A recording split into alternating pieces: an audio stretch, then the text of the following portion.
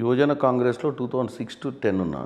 నేను క్రియాశీలకంగా రాజకీయాలకు వచ్చిన తర్వాత అసెంబ్లీ ఎన్నికలు చేయాలని ఇంట్రెస్ట్ ఉండే నాకు. ఎప్పుడు 2009 జనరల్ ఎలక్షన్స్కి. నా కాన్స్టిట్యున్సీ వచ్చి నా మండలం శాలిగౌరవరం, నెకర్కల్ నియోజకవర్గంలో ఉండేది. డీలిమిటేషన్లో అది తుంగతుర్తి. 2 నియోజకవర్గాలు కూడా ఎస్సీ రిజర్వ్ అయినాయి. నేనేమనుకున్నా అంటే 9లో కూడా రిజర్వేషన్స్ మారవేమో, డీలిమిటేషన్ కాదేమో అని చెప్పి నేను నెకర్కల్లో నిలబడాలని ఆలోచనతో ఉంటుంది. దాని మీద ఫోకస్ చేసినప్పుడు అప్పుడు నేతి విద్యాసాగర్ గారు ఉండే ఆస్పిరెంట్, అంటే అంతకుముందు ఎప్పుడు కూడా ఆయనే అక్కడ ప్రాతినిధ్యం వహించేవాళ్ళు. టికెట్ రాకుండా అని పోరాటం చేసేవాడు. ఆయనకు కూడా ఎమ్మెల్సీ వచ్చింది. తర్వాత నెక్స్ట్ ఎమ్మెల్సీ ఇచ్చారు. ఈ 9 కంటే ముందు ఎమ్మెల్సీ ఆయన కూడా డిక్లేర్ చేసిండు. ఇప్పుడు కిరణ్ కుమార్కి నెకర్కల్ సీట్కి నాకేం అబ్జెక్షన్ లేదు, రేపు నెకర్కల్ నిలబెట్టుకుందాం. నేను కూడా యూత్ కాంగ్రెస్లో కాబట్టి నాకు ఈజీ ఉంటుండే అప్పుడు సీట్ తెచ్చుకోనికి. యూత్ కాంగ్రెస్లో ఎప్పటి నుంచి ఉన్నారు? 2006లో జాయిన్ అయినా నేను నేషనల్ పాలిటిక్స్లో. మన రాహుల్ గాంధీ గారు 2004లో ఫస్ట్ టైం పాలిటిక్స్లోకి వచ్చి మెంబర్ ఆఫ్ పార్లమెంట్ అయ్యారు. ఏఐసిసిలో జనరల్ సెక్రటరీ పదవి తీసుకొని యూత్ కాంగ్రెస్కి ఎన్ఎస్యుఐకి ఇన్ఛార్జ్ తీసుకుని. అదెట్లా అంటే ఈ యూత్ కాంగ్రెస్ ఎన్ఎస్యుఐ ఉంటుంది కదా బాడీ, వీటికి ఆయన ఇన్ఛార్జ్ జనరల్ సెక్రటరీ. ఇప్పుడు మీకు జనరల్ సెక్రటరీ ఇన్ఛార్జ్ ఉంటాడు, రాష్ట్రానికి ఇన్ఛార్జ్ ఉంటాడు. ఏఐసిసి నుంచి ఫ్రంటల్స్కి కూడా ఇన్ఛార్జ్ ఉంటారు. ఓహో. అంటే భారతదేశంలో యువజన కాంగ్రెస్ ఎన్ఎస్యుఐని 2 టైర్లు లాంటివి, 2 కాళ్ళ లాంటివి పార్టీకి నాయకులు తయారయ్యే కర్మాగారం అది. అవును. యువజన కాంగ్రెస్ ఎన్ఎస్యుఐ వాటికి ఇన్ఛార్జ్ తీసుకున్నప్పుడు డిస్కవరీ ఇండియా అని ఆయన భారతదేశం అంతా తిరగాలని డిసైడ్ చేసుకోండి. అట్లీస్ట్ కంట్రీని దగ్గర నుంచి చూడాలి, అన్ని తెగలను, అన్ని రకాల సామాజిక వర్గాలను, అన్ని ప్రొఫెషనల్స్ని కలవాలన్న ఆలోచనతో అసలు భారతదేశంలో ఏం జరుగుతుంది, ఏం చేసే భారతదేశానికి బాగుంటుందని ఒక ఆలోచనతో డిస్కవరీ ఇండియా అని తిరిగినప్పుడు మమ్మల్ని టాస్క్ ఫోర్స్ అని ఫస్ట్ సెలెక్ట్ చేశారు.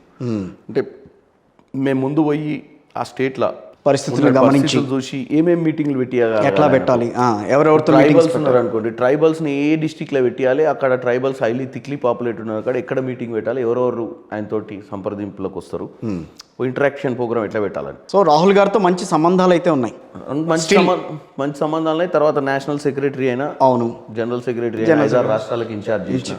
సో కొన్ని అనుకోని కారణాల వల్ల రాహుల్ గాంధీ చుట్టుపక్కల ఉన్నప్పుడు సిస్టమ్ ఏంటంటే ఇంటర్నల్ ఎలక్షన్స్ పెట్టాలని ఒక ఆలోచన వచ్చింది. ఓకే. అంటే ఇప్పుడు చూస్తారు కదా మీరు, ఎలక్షన్స్ ఉంటాయి, యూత్ కాంగ్రెస్ ప్రెసిడెంట్స్. నేనేమన్నా అంటే ఇంటర్నల్ ఎలక్షన్స్ పెట్టడం వల్ల పార్టీ ఇప్పటికే పక్క పార్టీతో పోరాటం చేయాలి. ఈ పార్టీలో ఇంటర్నల్ ఎలక్షన్స్ ఉంటే ఇక్కడ గ్రూపులు తయారవుతాయి. అవును. ఈ గ్రూపులు బిజీగా ఉంటారు, అక్కడ దీంతో పోరాటం చేయలేరు. అవును. ఇక్కడ అపాయింట్మెంట్ సిస్టమ్ ఉంటే గ్రూపులు కట్టరు. You are appointed by the high command, you will be respected and your team will dedicate అంటే టు యువర్ వర్క్. ఇప్పుడు గెలిచిన ఆయన ప్రెసిడెంట్ అవుతుండే, ఓడిపోయిన ఆయన వైస్ ప్రెసిడెంట్ అయితే వైస్ ప్రెసిడెంట్కి సఖ్యత ఉండలేదు. ప్రెసిడెంట్ చెప్పిన ప్రోగ్రామ్ వైస్ ప్రెసిడెంట్ నీకంటే నేను 100 ఓట్లతో ఓడిపోయినా, నువ్వు ఊకే నాకు పని చెప్పేది ఏంటంటు. అవును. అట్లా నేను దాన్ని కొంచెం వ్యతిరేకించిన టైంలో. రెండోది నేనేదో చెప్పబోతే అది మిస్కమ్యూనికేట్ చేసినప్పుడు సరే నన్ను రిలీవ్ చేసారు. రిలీవ్ అంటారా దాన్ని సస్పెన్షన్ అంటారా? సస్పెన్షన్ అని అనవచ్చు. సో ఫస్ట్ రిలీవ్ చేసి తర్వాత సస్పెండ్ చేశారు. చేసినాక 2011లో జరిగింది. 2015 ఎండింగ్ ఆ టైంలో నా క్లోజ్ ఫ్రెండ్స్ రాజీవ్ సాతవ్ రీసెంట్గా కోవిడ్లో ఎక్స్పైర్ అయ్యాడు, ఆయన లోక్సభలో ఉండే. గిరీష్ చోడంకర్ అని చెప్పి పిసిసి ప్రెసిడెంట్ గోవా. వీళ్ళిద్దరు కూడా ఏం చేశారంటే అప్పుడు రాహుల్ గాంధీ గారికి ఎన్ఎస్యుఐ అటాచ్ సెక్రటరీ, మళ్ళీ సెక్రటరీలు ఉంటారు ఇద్దరు. ఓకే. యూత్ కాంగ్రెస్కి ఒక సెక్రటరీ, ఎన్ఎస్యుఐకి సెక్రటరీ. సో ఎన్ఎస్యుఐ సెక్రటరీగా గిరీష్ చోడంకర్ గారు ఉండేది 2015లో. ఓకే. ఆయన రాహుల్ గాంధీ గారిని కలిసినప్పుడు కిరణ్ యాక్చువల్గా చాలా హార్డ్ వర్కరు, చాలా ఫోకస్డ్ మ్యాన్, మనం కిరణ్కి అవకాశం ఇవ్వాలి, మళ్ళీ we should have to take him back in to the system అంటే రాహుల్ గాంధీ గారు డైరెక్ట్ మొబైల్ ఫోన్ తీసుకొని ఉత్తమ్ కుమార్ రెడ్డి గారికి ఫోన్ చేసి, మీకు కిరణ్ కుమార్ రెడ్డి తెలుసా అంటే, అరే మా డిస్ట్రిక్ట్ అంటే నీకేమైనా ప్రాబ్లమ్స్ ఉన్నాయని లేనప్పుడు you take him back in to the party అని చెప్పి. గుడ్. ఇమీడియట్గా నాకు ఉత్తమ్ గారు ఫోన్ చేసి నన్ను పార్టీలో జాయిన్ చేసుకోవడం జరిగింది. స్పోక్స్ పర్సన్ ఇచ్చారు, కొన్ని రోజులు స్పోక్స్ పర్సన్ చేశారు. కానీ మధ్యలో వైఎస్ఆర్సీపీలోకి ఎందుకు వెళ్ళారు? 11లోకి. అప్పుడు ఏమైందంటే నేను యూత్ కాంగ్రెస్ నుంచి బయటకు వచ్చి ఖాళీగా ఉన్నప్పుడు పొలిటికల్ అంబిషన్ ఉంది. వంశీచంద్రరెడ్డి గారు, మీరు వంశీచంద్రరెడ్డి గారు లేదా? ఆయన రాలేదు, బట్ మిమ్మల్ని మీరు బాగా ఫోకస్ అయినప్పుడు యూత్లో మీరు బాగా ఫోకస్ అయిన అప్పుడు ఏమైందంటే మన ఉప్పునూతల పురుషోత్తం రెడ్డి గారు నన్ను పిలిపించారు. మీ తాతయ్య గారా? తాతయ్య రిలేటివ్స్, డిస్టెన్స్ రిలేటివ్. సో ఆయన నుండి నువ్వు మరి నా ఎమ్మటి నాకేం ఇంట్రెస్ట్ లేదు ఎలక్ట్రల్ పాలిటిక్స్, మరి జగన్ తోటి మనం పోతే నీకు ఆలేరు సీటు అనేది నీకు అవకాశం ఉంటుంది, నేను ఆలేరు సీట్ నీకు ఇప్పిస్తాను, నువ్వు వచ్చేసాయి అంటే నాకు అప్పుడు ఏంటంటే రిజర్వ్ సీట్స్ అయినాయి నాకు. ఓకే, నేను చెప్పిన నగరకల్. సరే ఆలేరు పోతే మనకు ఆలేరులో అవకాశం ఉంటే రాజకీయంగా ఎదగొచ్చు కదా అని ఆలోచన, కానీ మీరు చూసి వితిన్ 1 month 2 months తర్వాత నిర్వీర్యం వీడియో. పెద్ద మనిషి కూడా ఏమనుకున్నా అంటే ఏందో అనుకొని పోయిండు ఆ పార్టీలకు. పాపం ఆయన తప్పు ఆలోచన అది.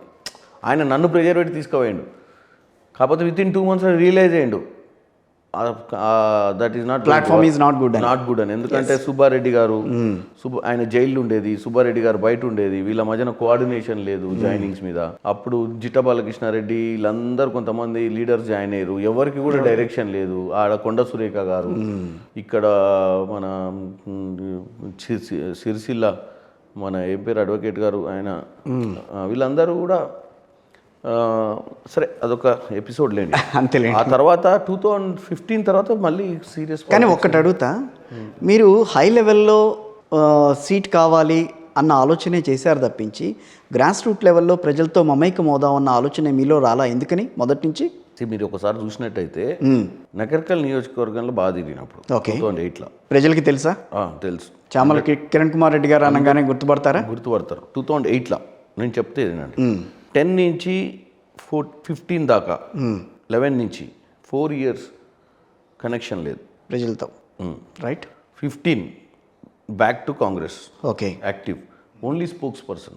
సో 15 ఆల్రెడీ మనకు అప్పుడు 2009లో రాజగోపాల్ రెడ్డి గారు పార్లమెంట్ ఎంపీ, 2008-14లో ఓడిపోయారు. So focused on electoral politics లేకుండే 2015లో. 2017 రేవంత్ రెడ్డి గారు కాంగ్రెస్లోకి వచ్చారు. 2017 మీరు తీసుకొచ్చారా? ఆయన వచ్చాడు? ఆయన నాకు వచ్చిన తర్వాతనే పరిచయం. అంతేనా? ఆయన వచ్చిన తర్వాత ఆయన నన్ను ఎక్కువ యాక్టివ్ చేసాడు. ఏంటి కారణం? ఎక్కడో పరిచయం చేసారు, ఆయన జాయిన్ అయినాకనే పరిచయం చేసారు నాకు. అంతకుముందు ఎప్పుడో 2009లో ఒకసారి ఎక్కడో ఒక చిన్న పార్టీలో కలిసి. అంటే నాకు ఒక అనుమానం కలుగుతుంది మీ మీద, మాట్లాడడం మరి టీడీపీతో కూడా ఉన్నాయేమో మీకు సంబంధాలు? టీడీపీతో లేవా? మరి లేనప్పుడు రేవంత్ రెడ్డి గారు మీకు దగ్గర ఎట్లా అవుతారు? మీరు చెప్తున్నదే 2017లో జాయిన్ అయినాక ఇద్దరు ఫ్రెండ్స్ వాళ్ళ ఇంటి దగ్గర కూర్చుంటే నేను అక్కడికి వెళ్తే రమ్మని ఒకసారి పరిచయం చేశాను, తీసుకెళ్ళారు. ఓకే, పరిచయం అయినప్పుడు రేవంత్ రెడ్డి గారు నన్ను గుర్తుపట్టాడు, నువ్వు యూత్ కాంగ్రెస్లో పనిచేసినావు కదా ఇది వరకు అంటే అవునండి అన్న. మనం ఒకసారి కలిసినాం 2009లో, we discussed about some politics, ఒక చిన్న బర్త్డే పార్టీలో కలిసినాం. చాలా లెంతీ డిస్కషన్ చేసినాం ఇద్దరం. అసలు టీడీపీకి ఫ్యూచర్ ఏముంది, తెలంగాణ మేము ఇస్తున్నాం, మరి మీరందరూ ఎటు పోతారు, ఆంధ్రాకు పోవాల్సి వస్తుంది, మరి ఆ పార్టీలో నువ్వు ఏం చేసావని అడిగినా. ఆ పార్టీలో ఏం చేసేది, నేషనల్ పార్టీ అవుతుంది, ఇక్కడ మాది మాకు నడుస్తుంది అని ఆయన చెప్పిండు. నేను ఈ పార్టీకి అధ్యక్షుడిని అవుతా అని చెప్పిండు ఆ రోజు. టీడీపీ అధ్యక్షుడిని అవుతానని చెప్పాడు అప్పుడే. చెప్పిండు. ఇప్పుడు నేను ఇది 2009లో జరిగింది, 2009లో. So there was lengthy discussion, but నేను తర్వాత ఏ రోజు కలవలే. But he has got a good memory. గుర్తుపట్టి అన్నాడు, రెడ్డి మనం 2009లో ఒకసారి కలిసినాం గుర్తుకుందా అని. అవునన్నా కలిసినాం అని చెప్పి. సో అట్లా ఇంటరాక్షన్ అయింది. ఏం చేసినావు అంటే నేను యాక్టివ్గా లేనా అని చెప్పిన.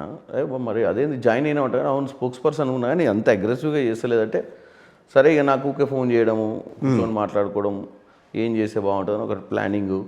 కానీ హైలీ కాన్ఫిడెన్స్ ఆయనకు ఫస్ట్ నుంచి ఉండే. ఆయన ఒకటే చెప్పేటోడు, లీడర్గా ఎదగాలంటే అపోజిషన్ పార్టీలో 10 ఏళ్ళు పనిచేసినోడు లీడర్ అవుతాడని. ఎందుకంటే రూలింగ్ పార్టీలో సీఎం ఉంటాడు, మంత్రులు ఉండదు. అక్కడ అపోజిషన్ పార్టీలో 10 years ఉండి నీ రోల్ నువ్వు ప్లే చేసి నీకు స్పేస్ ఎక్కువ ఉంటుంది, విజిబిలిటీ స్పేస్, నీకు వాక్చాతుర్యం ఉందనుకో మీడియా టేకప్ చేస్తుంది. నువ్వు కూర్చున్నావు అంటే నేను ఎక్కడైనా చూపిస్తారు. సబ్జెక్ట్ నీకు ఉండాలి. రెడ్డి సబ్జెక్ట్ లేనోడు లీడర్ కాడని చెప్తాడు. ఎందుకంటే ప్రభుత్వం చేసే తప్పిదాల మీద నీకు ఏం తప్పిదం చేస్తారు, ప్రజలకు ఎట్లా నష్టం జరుగుతుందో తెలవాలి. ఆ నష్టం మీద పోరాటం చేసినప్పుడే లీడర్ అవుతావు. సో ఈ వాజ్ ఎ వెరీ గుడ్, అంటే ఆయన దగ్గర చాలా లీడర్షిప్ క్వాలిటీస్. అంటే అంతా మీరు చూసినట్టయితే ఆయన బ్యాక్గ్రౌండ్ కాంగ్రెస్ పార్టీ లాంటి పార్టీలా 6 yearsలో ముఖ్యమంత్రి కావడం అనేది అసలు ఇది ఆయన పూర్వాశ్రమంలో ఆయన టీడీపీ కాబట్టి టీడీపీలో ఆయన ఏ రకంగా ఏ స్థాయి వరకు ఉన్నాడనేది కూడా మనం చూడాలి అక్కడ. అవన్నీ అది వద్దా, అదేమో అవసరం లేదు. కాంగ్రెస్ పార్టీ అనేది సముద్రం, టీడీపీ అనేది ఒక చిన్న బాయి. ఓకే, సముద్రంలో ఈత నేర్చుకుని బాయిలో ఈత కొట్టేటోడు సముద్రం ఈత కొడతాడని గ్యారెంటీ ఏం లేదు. ఓకే, టాలెంట్ ఉంది కాబట్టి కొట్టిండి ఈత. సముద్ర చెరువులో ఈత కొట్టుడు, స్విమ్మింగ్ పూల్ ఈత కొట్టిన సముద్రం లేస్తే. బట్ ఏదైనా రేవంత్ రెడ్డి గారితో మంచి సంబంధాలు అయితే సంబంధాలు ఉన్నాయి. సో అవి మీకు ఉపయోగపడ్డాయి ఎక్కడ? ఏడవపు ఇప్పటి వాటికి ఏం పడలేదు. అదే కదా నేను పట్టాలే ఎక్కలేదు. ఎందుకని అంతా నేను అందుకనే అన్నా మీతో, మీరు ఎంతసేపు ఆ క్యాడర్లోనే ఆలోచిస్తున్నారు, హై క్యాడర్లోనే ఉన్నారు తప్పించి లో క్యాడర్లో ప్రజల దగ్గరికి వెళ్ళటం అనే విషయంలో మీరు వెనకబడ్డారు, చాలా వెనకబడ్డారు. ఇప్పుడు వెళ్తున్నారా జనం దగ్గరికి అని అంటే వెళ్తున్నారు, ఇప్పుడిప్పుడే వెళ్తున్నారు దగ్గరికి. బట్ ఎంతవరకు ఆదరిస్తున్నారు ప్రజలు అక్కడ? ఒక్కటి చెప్తానండి, నేను ఎందుకు ఇందాక మనం 2009లో అలా జరిగింది, 2015లో 2009లో కూడా పార్లమెంట్ సీట్ అడిగిన తర్వాత, ఓకే, కాకపోతే అప్పుడు రాజశేఖర్ రెడ్డి గారు కాబట్టి అవకాశం రాలే. లాస్ట్ 3 years నుంచి నేను బర్త్డేలు కంటిన్యూ చేసుకుంటున్నా పార్లమెంట్ స్థాయిలో. యూత్ కాంగ్రెస్ NSY కనెక్షన్స్ తోటి ప్రతి మండలంలో కనెక్షన్స్ పెట్టుకున్నా, ఎందుకంటే ఒక ఫోకస్ నాకు ఉంది ఆల్రెడీ. ఎందుకంటే వెంకటరెడ్డి గారు, రేవంత్ రెడ్డి గారు అండ్ ఉత్తమ్ కుమార్ రెడ్డి గారు ఈ ముగ్గురు కూడా ఎమ్మెల్యేలుగా నిలబడ్డ వాళ్ళు. మళ్ళీ ఎమ్మెల్యేలకు పోతారని నాకు గ్యారంటీ ఉండే. పార్లమెంట్ నాకు ప్లస్ రాజగోపాల్ రెడ్డి గారు ఎమ్మెల్యేగానే ఉంటారు మునుగోడు. సో నాకు గ్యారంటీ పార్లమెంట్ నాకు అవకాశం వస్తుందని ఒక ఫోకస్ నాకు ఉండే. మీకుంది. అందుకే 2-3 years ఫోకస్ అంటే నాకు స్పేస్ దొరుకుతుందని 2-3 years నుంచి నేను, అంతకుముందు విషయం మీరు అన్నట్టు వాస్తవం, 3 years నుంచి నేను పార్లమెంట్ చేస్తానన్న నమ్మకంతో గ్రౌండ్లోకి పోయినా. 7 నియోజకవర్గాలు తిరిగిన. జనగాంలో కూడా తిరిగారా గట్టిగా? జనగాంలో కూడా 1-2 రేవంత్ రెడ్డి గారిని తీసుకుపోయినా జనగాంకి పబ్లిక్ మీటింగ్కి. ఓకే, జనగాంలో ఎక్కువ తిరగలేదు నేను సొంతంగా. తుంగతుర్తి అయితే నేనే చేసుకున్నా ఎన్నికలు, తుంగతుర్తి ఎక్స్క్లూజివ్. నకరికల్, తుంగతుర్తి, ఆలేరు ఎక్కువ తిరిగినా. మునుగోడు బై ఎలక్షన్ చేసినా మళ్ళీ రాజగోపాల్ గారు వచ్చినాక మునుగోడులో ఎక్కువ చేయబెట్టలే, ఎందుకంటే మనం బై ఎలక్షనే చేసినాం కదా. అండ్ అగైన్ ఈ came back in to Congress. So నేను బై ఎలక్షన్ చేసినప్పుడు ఉన్న కాంగ్రెస్ నాయకులకు ప్లస్ రాజగోపాల్ రెడ్డి గారు వచ్చినాక మళ్ళీ రిటర్న్ వచ్చిన నాయకుల మధ్యన కొంచెం ఫ్యాక్షన్ ఉంది కాబట్టి మన అలాంటి వాళ్ళు అక్కడికి పోతే డిస్టర్బ్ అవుతుందని పోలే. ఇబ్రాహీంపట్నంలో బలరెడ్డి రంగారెడ్డి గారితో సోషల్ మీడియా అవన్నీ కూడా రోజు పర్యవేక్షణ ఇష్టం నేనే. ఇబ్రాహీంపట్నంలో చాలా సన్నిహితులు. మల్రెడ్డి రంగారెడ్డి గారు, కుంభం అనిల్ గారు, బీర్లా ఐలయ్య గారు, మందుల శామ్యుల్ గారు, వీరేశం గారు, ఈ 5 ఎమ్మెల్యేలు ఈరోజు మంచి సత్సంబంధాలను ఎలక్షన్లప్పుడు కూడా వాళ్ళ కంటిన్యూ టచ్ నుండి పనిచేసినాం. ఓకే, రాజగోపాల్ రెడ్డి గారు సీనియర్ లీడర్, నేను ఎప్పుడు ఆయన బ్లెస్సింగ్స్ అడుగుతూనే ఉన్నా, ఆయన రెగ్యులర్ కలుస్తూనే ఉన్నా గెలిచాక ఈ మధ్య కాలంలో. సో 6 అయిపోయారు. 7 జనగాం పల్లా రాజేశ్వర రెడ్డి గారు గెలిచారు. కానీ మా దగ్గర ఆయన మన DCC ప్రెసిడెంట్ ప్రతాప్ రెడ్డి గారు ఓడిపోయారు కదా. ఓకే, ఆ సీట్ కూడా మాది గ్యారంటీ సీట్ ఉండే. సో మీరు ప్రజల దగ్గరికి వెళ్తుర్రా అంటే నేను లాస్ట్ 3 years నుంచి ఫోకస్గా పనిచేస్తున్నాను. లాస్ట్ ఇయర్ నుంచి ఫోకస్గా పనిచేస్తున్నారు. రాజకీయాల గురించి బాగా తెలుసు, ఇదివరకు కూడా మీకు రాజకీయాల మీద అనుభవం ఉంది బాగా. పెద్ద నాయకులతో మీకు మంచి సంబంధాలు ఉన్నాయి. ఎంపీగా ఎందుకు పోటీ చేయాలి అటువంటిప్పుడు? ఎంపీగా కాకపోతే నేను పారాషూట్ లెక్క పోయి ఏ ఆలేర్లను మీరు BC సీట్ని దెబ్బ కొట్టడమో, లేకపోతే జనగాంలో పోయి మనకు సంబంధం లేని కాన్స్టిట్యున్సీలో నిలబడటమో. మీకు అంత పేరున్నప్పుడు 3 ఏళ్ళ నుంచి తిరుగుతున్నప్పుడు మొన్న 23 ఎన్నికల్లో ఎందుకు పోటీ చేయాలి ఎమ్మెల్యేగా? ఇంకంటే ఉన్న ఒక్క బీసీకి కూడా టికెట్ ఇవ్వకుండా రెడ్డికి ఇస్తారా? అందరు రెడ్లే కదా. అవును, ఇప్పుడు కొమ్మూరు ప్రతాప్ రెడ్డి XMLA అని లాస్ట్ టైం కంటెస్ట్ చేసిండు. ఆయన కూడా ఓన్స్ అంటే ఈ has got right on that constituency. ఈ పార్టీ వదిలిపెట్టినా మళ్ళీ వెనకకు వచ్చి క్లెయిమ్ చేసుకుని టికెట్ అంటే భువనగిరి వి కాంట్ ఆస్క్. సరే సార్, 7 నియోజకవర్గాల్లో 6 నియోజకవర్గాలు మీ చేతిలో ఉన్నాయి, నేను కాదనట్టు. ఓకే, రెడ్డిస్ మల్రెడ్డి రంగారెడ్డి గారు 200 votes తోటి ఓడిపోయాడు. ఏది 2018లో. అవును, మునుగోడులో రాజగోపాల్ రెడ్డి గారు రిటర్న్ వచ్చారు. ఇంకా మీకు ఇక్కడ అవకాశం ఉందండి టికెట్ అడగడానికి. మల్లక్పేటలో అడగాలి, హైదరాబాద్ చాంద్రాయణ గుట్టలో ఫ్రీ ఉండే సీట్లు. కానీ నేను ఫోకస్డ్ ఎక్కడున్నా, ఎందుకంటే ఐ నో అడిగేవాడికి నాలెడ్జ్ ఉండాలి. కొంతమంది ఏం చేస్తారంటే మూర్ఖంగా అడుగుతారు టికెట్లు. అడిగినప్పుడు చూసుకోవడానికి కూడా వెటకారంగా అనిపిస్తుంది. నేననేది ఏంటంటే ఎమ్మెల్యే అవుతారు, జెడ్పీటీసీ అవుతారు, ఆ తర్వాత ఎమ్మెల్యే అవుతారు. నేను మామూలుగా మనం రాజకీయ స్టెప్స్ మనం చూస్తే కనుక ఈ రకంగా ఉంటుంది. ఒకేసారి ఎంపీ సీట్కి పెట్టారు అసలు ఏంటంటారు కారణం? దానికి మీరు టోటల్గా ఈరోజు ఎంతమంది ఉన్నారని అడుగుతారు నన్ను. అలాంటి రాజకీయ నేపథ్యం ఉన్న వాళ్ళు ఎంతమంది ఉన్నారు? 17 ఎంపీలు ఉన్నారు. Okay, let us start from Mahbub Nagar. Mahbub Nagar లో శ్రీనివాస్ రెడ్డి గారు ఇండస్ట్రియలిస్ట్. అవును, ఆయనకి ఏం రాజకీయాలతో సంబంధం లేదు. Straight walk in to the parliament. నా లెక్క కాదు, ఇంకా వాళ్ళకి అసలు రాజకీయంతో సంబంధం లేదు. ఇక్కడ ఈయన పేరేం చేవెళ్ళ కొండ విశ్వేశ్వరరెడ్డి గారు, ఆయన కాదు, ఆయన మీద గెలిచినటువంటి BRS MP ఇదే యాచరీస్ బిజినెస్ ఆయన రంజిత్ రెడ్డి గారు బిజినెస్ మ్యాన్. సరే, మీరు అనేది ఏంటంటే ఇప్పుడు నేనేమనట్లా, మీరు ఓకే మంచిదే, అంటే వాళ్ళందరికీ లేనిది నాకెందుకని అని అంటారు మీరు. అట్లా అంటలేదు. పార్లమెంట్ అనేది బేసిక్గా జెడ్పీటీసీ నుంచి ఇదేమి బాలశిక్ష ఆఫ్ కోర్స్ LKG, నేనేమనట్లే అట్లా అనట్లే నేను రాజకీయంగా ఎదగాలని అనుకున్నప్పుడు ఒక్కసారిగా ఎంపీ సీటుకి మనం ఆశించడం అనేది దాని గురించి నేను అడిగాను నేను అంతే ఒక్కసారి ఉండదండి. 15 ఇయర్స్ నుంచి 16 ఇయర్స్ నుంచి పార్టీలో ఉన్నారు. పార్టీలో మొత్తం వైస్ ప్రెసిడెంట్గా ఉండి మీడియా మొత్తం నేనే మేనేజ్ చేసిన. ప్రతి బీఆర్ఎస్ ప్రభుత్వ వైఫల్యాల మీద లాస్ట్ 4 ఇయర్స్ నుంచి కంటిన్యూగా డిబేట్స్లు ఉన్నాము. జంగ్ సైరన్ నుంచి మొదలు పెడితే దళిత దండోరా నుంచి ప్రతి ప్రోగ్రామ్, రేవంత్ రెడ్డి గారి ప్రోగ్రామ్, నిన్న జరిగిన చేవెళ్ళ ప్రోగ్రామ్, 3 రోజుల క్రితం జరిగినటువంటి కొడంగల్ ప్రోగ్రాంలో కూడా నేనే ఇంత బిజీ ఉండి కూడా అక్కడికి వెళ్ళి మేనేజ్ చేసుకున్నా. ఓకే. సో నేను ఆర్గనైజేషన్ పర్సన్, నేను పారాషూట్ని కాదు. కాకపోతే కొంతమందికి ఏంటంటే జీవితం, నేను 2006లో జెడ్పీటీసీ టికెట్ అడిగిన, ఇయ్యలే నాకు మా శాలిగౌరవంలో. ఎందుకంటే అప్పుడు వేరే వాళ్ళకి కన్ఫర్మ్ చేసిరు, మనం ఇండిపెండెంట్ కూడా చేసినా నాకు సింబల్ కూడా వచ్చినాక విడ్రాయిన. ప్రయత్నాలు ప్రతి ఒక్కరు చేస్తారు పాలిటిక్స్లో లక్ ఉండాలి. నేను జెడ్పీటీసీ అడిగినా మీరు అన్నట్టు ఇయ్యలే. 2006 రేవంత్ రెడ్డి గారు జెడ్పీటీసీ అయినప్పుడు నాకు సీట్ రాలే. ఇండిపెండెంట్ వేసిన, రేవంత్ రెడ్డి గారు కూడా ఇండిపెండెంటే గెలిచాడు, కానీ నేను విత్డ్రా చేసుకోవాల్సి వచ్చింది. ఓకే. నెంబర్ 2, 2009లో ఎమ్మెల్యే టికెట్ అడుగుదామని మొత్తం తయారు చేసుకున్నాక కాన్స్టిట్యున్సీ డీలిమిటేషన్లో పోయింది. ఎస్, బ్యాడ్ లక్ చెప్పారు, బ్యాడ్ లక్ అది. 2014-18లో కొన్ని పరిస్థితుల వల్ల రాజకీయాలల్లో ఆ స్థాయికి ఆలోచించలేని పరిస్థితి ఉండే. ఎందుకంటే పార్టీ వదిలిపెట్టిపోయినా కాబట్టి, న్యూట్రల్గా ఉన్నా కాబట్టి నేను ఎక్కువ జనాలలో పోలేకపోయినా. 2017 నుంచి మళ్ళీ సీరియస్ పాలిటిక్స్ అంటే 17, 18, 19, 20, 21, 22, 23, 6 ఇయర్స్ మళ్ళీ బ్యాక్ బౌన్స్ అయింది. ఓ, అగ్రెసివ్గా పనిచేస్తున్నా, ఓకే. మెంటల్గా ప్రిపేర్ అయినా. మిమ్మల్ని మాస్ లీడర్ అనాలా, క్లాస్ లీడర్ అనాలా? ఇప్పుడు చెప్పండి నాకు. నన్ను లీడర్ అనాలి, లీడర్ అనాలా? నేను ఒకటి మనిషి అనేటైన ఒకసారి ఎన్నికైన తర్వాత ఎగ్జామ్ స్టార్ట్ అయింది. ఓకే. ఎన్నికయ్యేటప్పుడు పార్టీ బేస్డ్ ఎలక్షన్ నడుస్తుంది పార్లమెంట్. అవును. మీరు ఎప్పుడైనా గుర్తుపెట్టుకోండి, 17-20 లక్షల ఓట్లు ఉన్నప్పుడు మ్యాన్ బేస్డ్ ఎలక్షన్ నడవదు, సింగిల్ పర్సన్ ఎలక్షన్ నడవదు. గ్రామ పంచాయతీ ఎన్నికల ఇంటింటి పర్సన్ గుర్తుపట్టాలి, 1000-2000 ఓట్లు ఉంటాయి. అసెంబ్లీ ఎన్నిక next level election 2.5 lakhs votes ఉంటాయి. పార్లమెంట్ 15-16 lakh ఓట్స్ ఉంటాయి. నాకు ఏమున్నా నా కాంగ్రెస్ కార్యకర్తలు నన్ను గుర్తుపట్టాలని కోరుకుంటే ఇప్పుడు గుర్తుపడుతున్నారా? 100%. ఎన్ని నియోజకవర్గాలు? 47 మండలాలు, 7 నియోజకవర్గాలు, 2113 బూతులు. ఒక నేతగా గుర్తుపడుతున్నారా, లేకపోతే ఒక బిజినెస్ మ్యాన్ గా గుర్తుపడుతున్నారా, లేకపోతే రేవంత్ రెడ్డి గారి ఫ్రెండ్ గా గుర్తుపడుతున్నారా? ఒక నేతగా ఒక ఫోన్ ఎత్తుతాడు, అవసరమైతే ఇక్కడ నా ఫోన్ కొట్టమంటే కొడతాడు. ఎస్ఐకో, ఆర్డీఓకో, రెవెన్యూ మ్యాటర్స్ కానీ, హెల్త్ మ్యాటర్స్ కానీ, ల్యాండ్ ఆర్డర్ మ్యాటర్ కానీ ఇమీడియట్గా అడ్రస్ చేస్తాడు.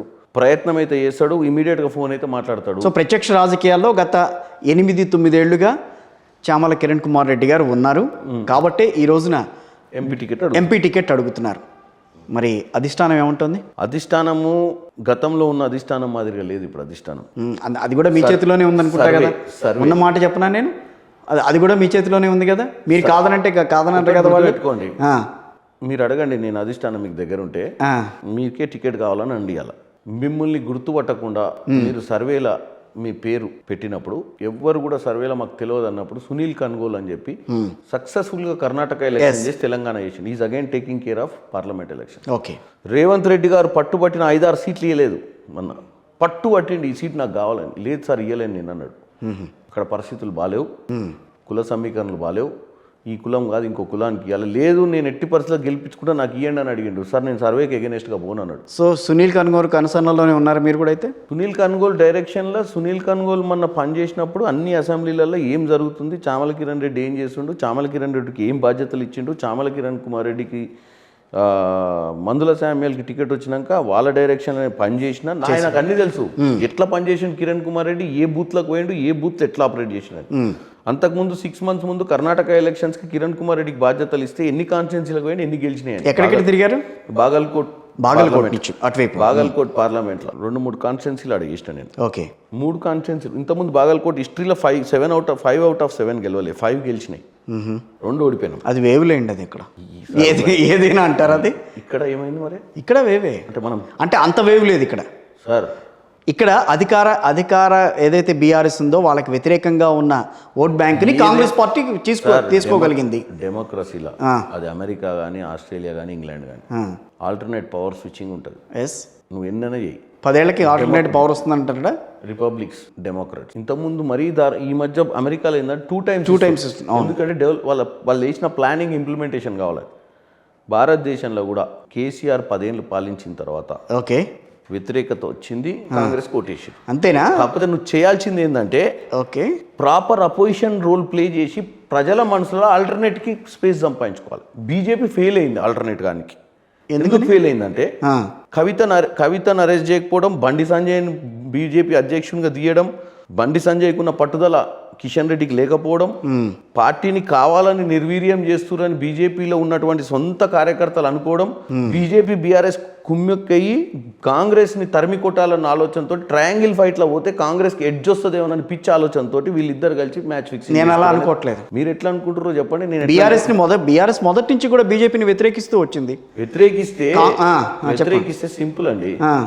మనీష్ సిసోడియాని అరెస్ట్ చేశారు, శరత్ చంద్రారెడ్డిని అరెస్ట్ చేసిర్రు. మరి ఈమెను 3 సార్లు పిలిచి అరెస్ట్ చేయకుండా ఇప్పటి మటుకు వాళ్ళు తలుచుకుంటే వాళ్ళు ఎగ్జిక్యూట్ చేయగలుగుతారు, ఏది ఏజెన్సీస్. కానీ ఎందుకు ఎగ్జిక్యూట్ చేయలేకపోయారు ఆమెను? ఓకే, ఎందుకంటే ఏదో నేను ఒక్కటే చెప్తానండి, పాలిటిక్స్ అనేది మీరు చూసేది మాట్లాడేది కాదు, మనం కామన్ సెన్స్ తోటి చూస్తే అర్థమవుతుంది ఏమవుతుందో. ఆడ కామన్ సెన్స్ తోటి చూస్తుంటేనే తెలిసింది. నిజంగానే ఆవిడ అరెస్ట్ చేయలేదు, కరెక్టే కాదనన్ను. బండి సంజయ్ని మార్చారు, అది మీరు అన్నట్టు ఒక కాజ్ అనుకుందాం. ఇంకొక లైవ్ ఎగ్జాంపుల్ ఓకే, మీ ప్రేక్షకులు కూడా ఇంపార్టెంట్. ఈటల రాజేందర్, వివేక్, రాజగోపాల్ వీళ్ళందరూ కూడా ఎందుకు పోయారు ఆ పార్టీలకు? ఈ పార్టీ అయితే నేషనల్ పార్టీ, ఫ్యూచర్ దీనికే ఉంది, ఇక కాంగ్రెస్కి ఇక్కడ లేదు ఫ్యూచరు, ఈ పార్టీలకు పోతే బీఆర్ఎస్ని కొట్టొచ్చు అని పోయారు. ఓకే, ముగ్గురు పోయినాక ముగ్గురు కలిసి పెట్టుకురు. ఇప్పుడు అసలు ఈటల రాజేందర్ కూడా ఏం తృప్తిగా లేదాడ, ఏదో సర్వైవ్ అవుతుండు, బట్ ఈ doesn't have any option to go. వీళ్ళిద్దరు వెనకకు వచ్చారు. కొండా విశ్వేశ్వరరెడ్డి గారు కన్ఫ్యూజన్లో ఉన్నాడు ఏం చేయాలి ఫ్యూచర్ అని. ఎందుకంటే వీళ్ళందరూ పోయినాక క్లియర్గా రాజగోపాల్ రెడ్డి గారు, వివేక్ గారు పార్టీలకు రాకముందే చెప్పిర్రు ఏమని, ఈ పార్టీ మేము ఏదో అనుకొని వచ్చినాం, కానీ బీజేపీ ఏదో అనుకుని వచ్చినాం, బీజేపీ బీఆర్ఎస్ కలిసి పనిచేస్తుందని చెప్పి వెనుకకు వచ్చారు ఇంట్లో. ఓకే, అంటే మనం మళ్ళీ అవుట్ సైడర్స్ మనం మాట్లాడుకోవడం ఎందుకు? ఇప్పుడు రెస్టారెంట్కి పోయినాం, అందులో తినొచ్చిన అడిగితే చెప్తాడు ఎట్లా బాగుందా లేదా, ఫుడ్ ఎట్లా ఉంది. మనం బయట చూసి రెస్టారెంట్ ఫర్నిచర్ బాగుంది, ఫుడ్ కూడా సూపర్ ఉంటుంది అని చెప్పుకొని మాట్లాడుకుంటే ప్రయోజనం ఉండదు. అట్లా మీకు ఏమంటున్నా అంటే వాళ్ళే ప్రూఫ్ అని చెప్తున్నాను. నేను అవుట్ సైడరే అనుకుందాం, బీజేపీ బీఆర్ఎస్ సంబంధం గురించి మాట్లాడతారు. ఓకే, మీరు అవుట్ సైడరే, బట్ వాళ్ళైతే లోపలికి పోయి చూసి వచ్చారు కదా ఏం జరుగుతుందో. ఎక్కువ చెప్తా మీకు ఈరోజు, అంటే నేను అబద్ధం చెప్పా, నిజమే చెప్తున్నా. నాకు చాలా మంది ఫ్రెండ్స్ బీజేపీలో, కాంగ్రెస్లో గెలిచి బీజేపీలోకి షిఫ్ట్ అయిన ఎమ్మెల్యేలు. ఏది ఈ రాష్ట్రంలో కాదు, మిగతా రాష్ట్రాలు, అస్సాం, గోవా, ఈ రాష్ట్రాలలో, హిమాచల్ ప్రదేశ్ కూడా. హిమాచల్ ప్రదేశ్ షిఫ్ట్ లేదా? నిన్న స్టార్ట్ అయింది రాత్రి. ఓకే, నిన్న రాత్రి స్టార్ట్ అయింది స్కూల్. ఓహో, అంతకుముందు లేదు. అంతకుముందు హిమాచల్లో స్విచ్చింగ్ లేదు అది. ఎందుకంటే వాళ్ళు చాలా లో మెంటాలిటీ వాళ్ళ పీపుల్ది. ఎలక్షన్లో కూడా పైసలు ఉండవాడు. నేను సుక్మా గారితో అంత బాగా క్లోజ్డ్ కదా మీరు? నేను మా friends, youth Congress friends, Anirudh Singh అని చెప్పి ఇప్పుడు పంచాయతీ రాజ్ మినిస్టర్, సుక్కు గారు నాకు సీనియర్. సుక్కు గారితో అంత పెద్ద ఏం లేదు, కానీ మా ఫ్రెండ్స్ 2-3 మినిస్ట్రీలో ఉన్నారు ఇప్పుడు ఆయన క్యాబినెట్లో. అట్లా నాకు ఆయనతో పరిచయం ఉంది, కానీ ఆయన పర్సనల్గా చాలా సీనియర్ మాకు. అయితే సబ్జెక్ట్ వీళ్ళు ఎమ్మెల్యేలు తెలంగాణ ఎన్నికలకు వాళ్ళని పంపించారు, ఏది అబ్జర్వర్గా. ఓకే, వాళ్ళ చీఫ్ మినిస్టర్స్ వాళ్ళతో కూర్చురు, రేమంత్ బిశ్వశర్మ, ప్రమోద్ సావంత్. మీరు అక్కడ పోయేది ఎగెనెస్ట్ బీఆర్ఎస్ కాదు. బిఎల్ సంతోష్ కూడా అదే చెప్పారా? బిఎల్ సంతోష్ గారు ఈ 2 రాష్ట్రాలల్లో ముఖ్యమంత్రులు పిలిపించి మాట్లాడుకున్నారు ఎమ్మెల్యేలని, మిమ్మల్ని ఇట్లా పంపిస్తున్నాం ఆ రాష్ట్రానికి, okay, don't take too much stress. మరి అంత ఏం స్ట్రెస్ లేకుండా ఏమీ చేయకుండా ఉన్నప్పుడు ఆయన మీద ఎందుకు అంత కక్ష కట్టింది బీఆర్ఎస్? ఎవరి మీద? సంతోష్ గారి మీద. అప్పుడు నేను అనేది మనం చూసే రాజకీయాలు వేరు, అండర్ గ్రౌండ్ రాజకీయాలు వేరు. అదేంటి ఇప్పుడు వాళ్ళు ఇప్పుడు సరే గతం కథ వదిలేద్దాం సార్. ఇప్పుడు ఆ విషయాల్లో వెళ్తే చాలా టైం పడుతుంది మీరు మాట్లాడుకోవడానికి. మోడీ గారి గురించి కూడా చాలాసార్లు మాట్లాడాను. మోడీ గారి గురించి కూడా నేను అసలు నార్మల్ మోడీని దింపేత్త పొయ్యి అని చెప్పి బీఆర్ఎస్ పెట్టిండు. అసలు నా తడాక చూపిస్తాను. ఉన్న టీఆర్ఎస్ పోయింది, రాష్ట్రం పోయింది. ఇప్పుడు మళ్ళీ గ్రామ పంచాయతీ స్థాయికి వచ్చిండు, ముఖ్యమంత్రి స్థాయి నుంచి. ఉంచుతారా ఎమ్మెల్యేని? ఉంచరా? మీరు కాంగ్రెస్ పార్టీలో లాగేస్తుంటారు కదా. మేము హెల్తీ అపోజిషన్ని 38 మంది అపోజిషన్లో కూర్చోవాలి, అసెంబ్లీ నడవాలి రంజు మీద. మేము తప్పు చేస్తే నిలదీయాలి మమ్మల్ని. మేము జీవోలు తీస్తే ప్రతి జీవో వెబ్సైట్లో పెడతాం. వాళ్ళ మాదిరిగా మధ్యరాత్రి జీవోలు తీయము. వాళ్ళ మాదిరిగా మొత్తం అసెంబ్లీలో ఉన్న ఎమ్మెల్యేలందరినీ మా సైడ్ తెచ్చుకొని అసలు అపోజిషనే లేకుండా చేసేసి అసలు మేము అసెంబ్లీ పెట్టకుండా నడవాలి, సెక్రటరేట్ లేకుండా నడవాలని నడిపించింది వాళ్ళు. మేము కాంగ్రెస్ పార్టీ హయాంలో ఎక్కడా లేదా అట్లాంటి ఆలోచన? ఎక్కడ లేదు. 60 సంవత్సరాల కాంగ్రెస్ పార్టీ టెన్యూర్లో హయాంలో అట్లుంటే అసలు బీజేపీకి 2 సీట్లు ఉన్న బీజేపీ భారతదేశంలో 370కో 330కో అయితే ఈరోజు 200 ఎంత 303 వచ్చినాయి కదా. 303 వచ్చాయి కావు. ఆ ఇద్దరిని కూడా తీసుకొని మా దాంట్లో వేసుకొని పార్టీని ముగించుద్దాం. ఇద్దరు అది జరిగినా జరగలేదు కాబట్టి 547 మంది ఎంపీలలో ఇద్దరు ఎంపీలు ఉన్న పార్టీకి స్వతంత్రం ఇచ్చినాం, మాట్లాడే అధికారం ఇచ్చినాం, అపోజ్ చేసేది ఇచ్చి ప్రజల మధ్యనికి పోయి మళ్ళీ వాళ్ళ స్ట్రెంగ్త్ని పెంచుకుర్రు. రైట్. కేసీఆర్ మనస్తత్వం కనుక మాకే ఉంటే జనతా పార్టీ అనే పార్టీ ఉండకపో, బీజేపీ అనేది కన్వర్ట్ కాకపో, బీజేపీ కూడా ఉండకపో. మేము ఇదే సిబిఐ, ఈడీ అసలు ఇంకా. కానీ కిరణ్ కుమార్ రెడ్డి గారు ఒక హాఫ్ అన్ అవర్ నుంచి నేను మీతో మాట్లాడుతున్నాను.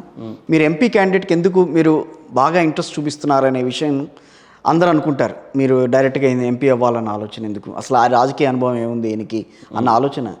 సో ఈ హాఫ్ అన్ అవర్లో నాకు తెలిసింది ఏంటంటే అన్ని రకాల పాలిటిక్స్ మీద మీరు చాలా గట్టి పట్టు సంపాదించారు. అవునా?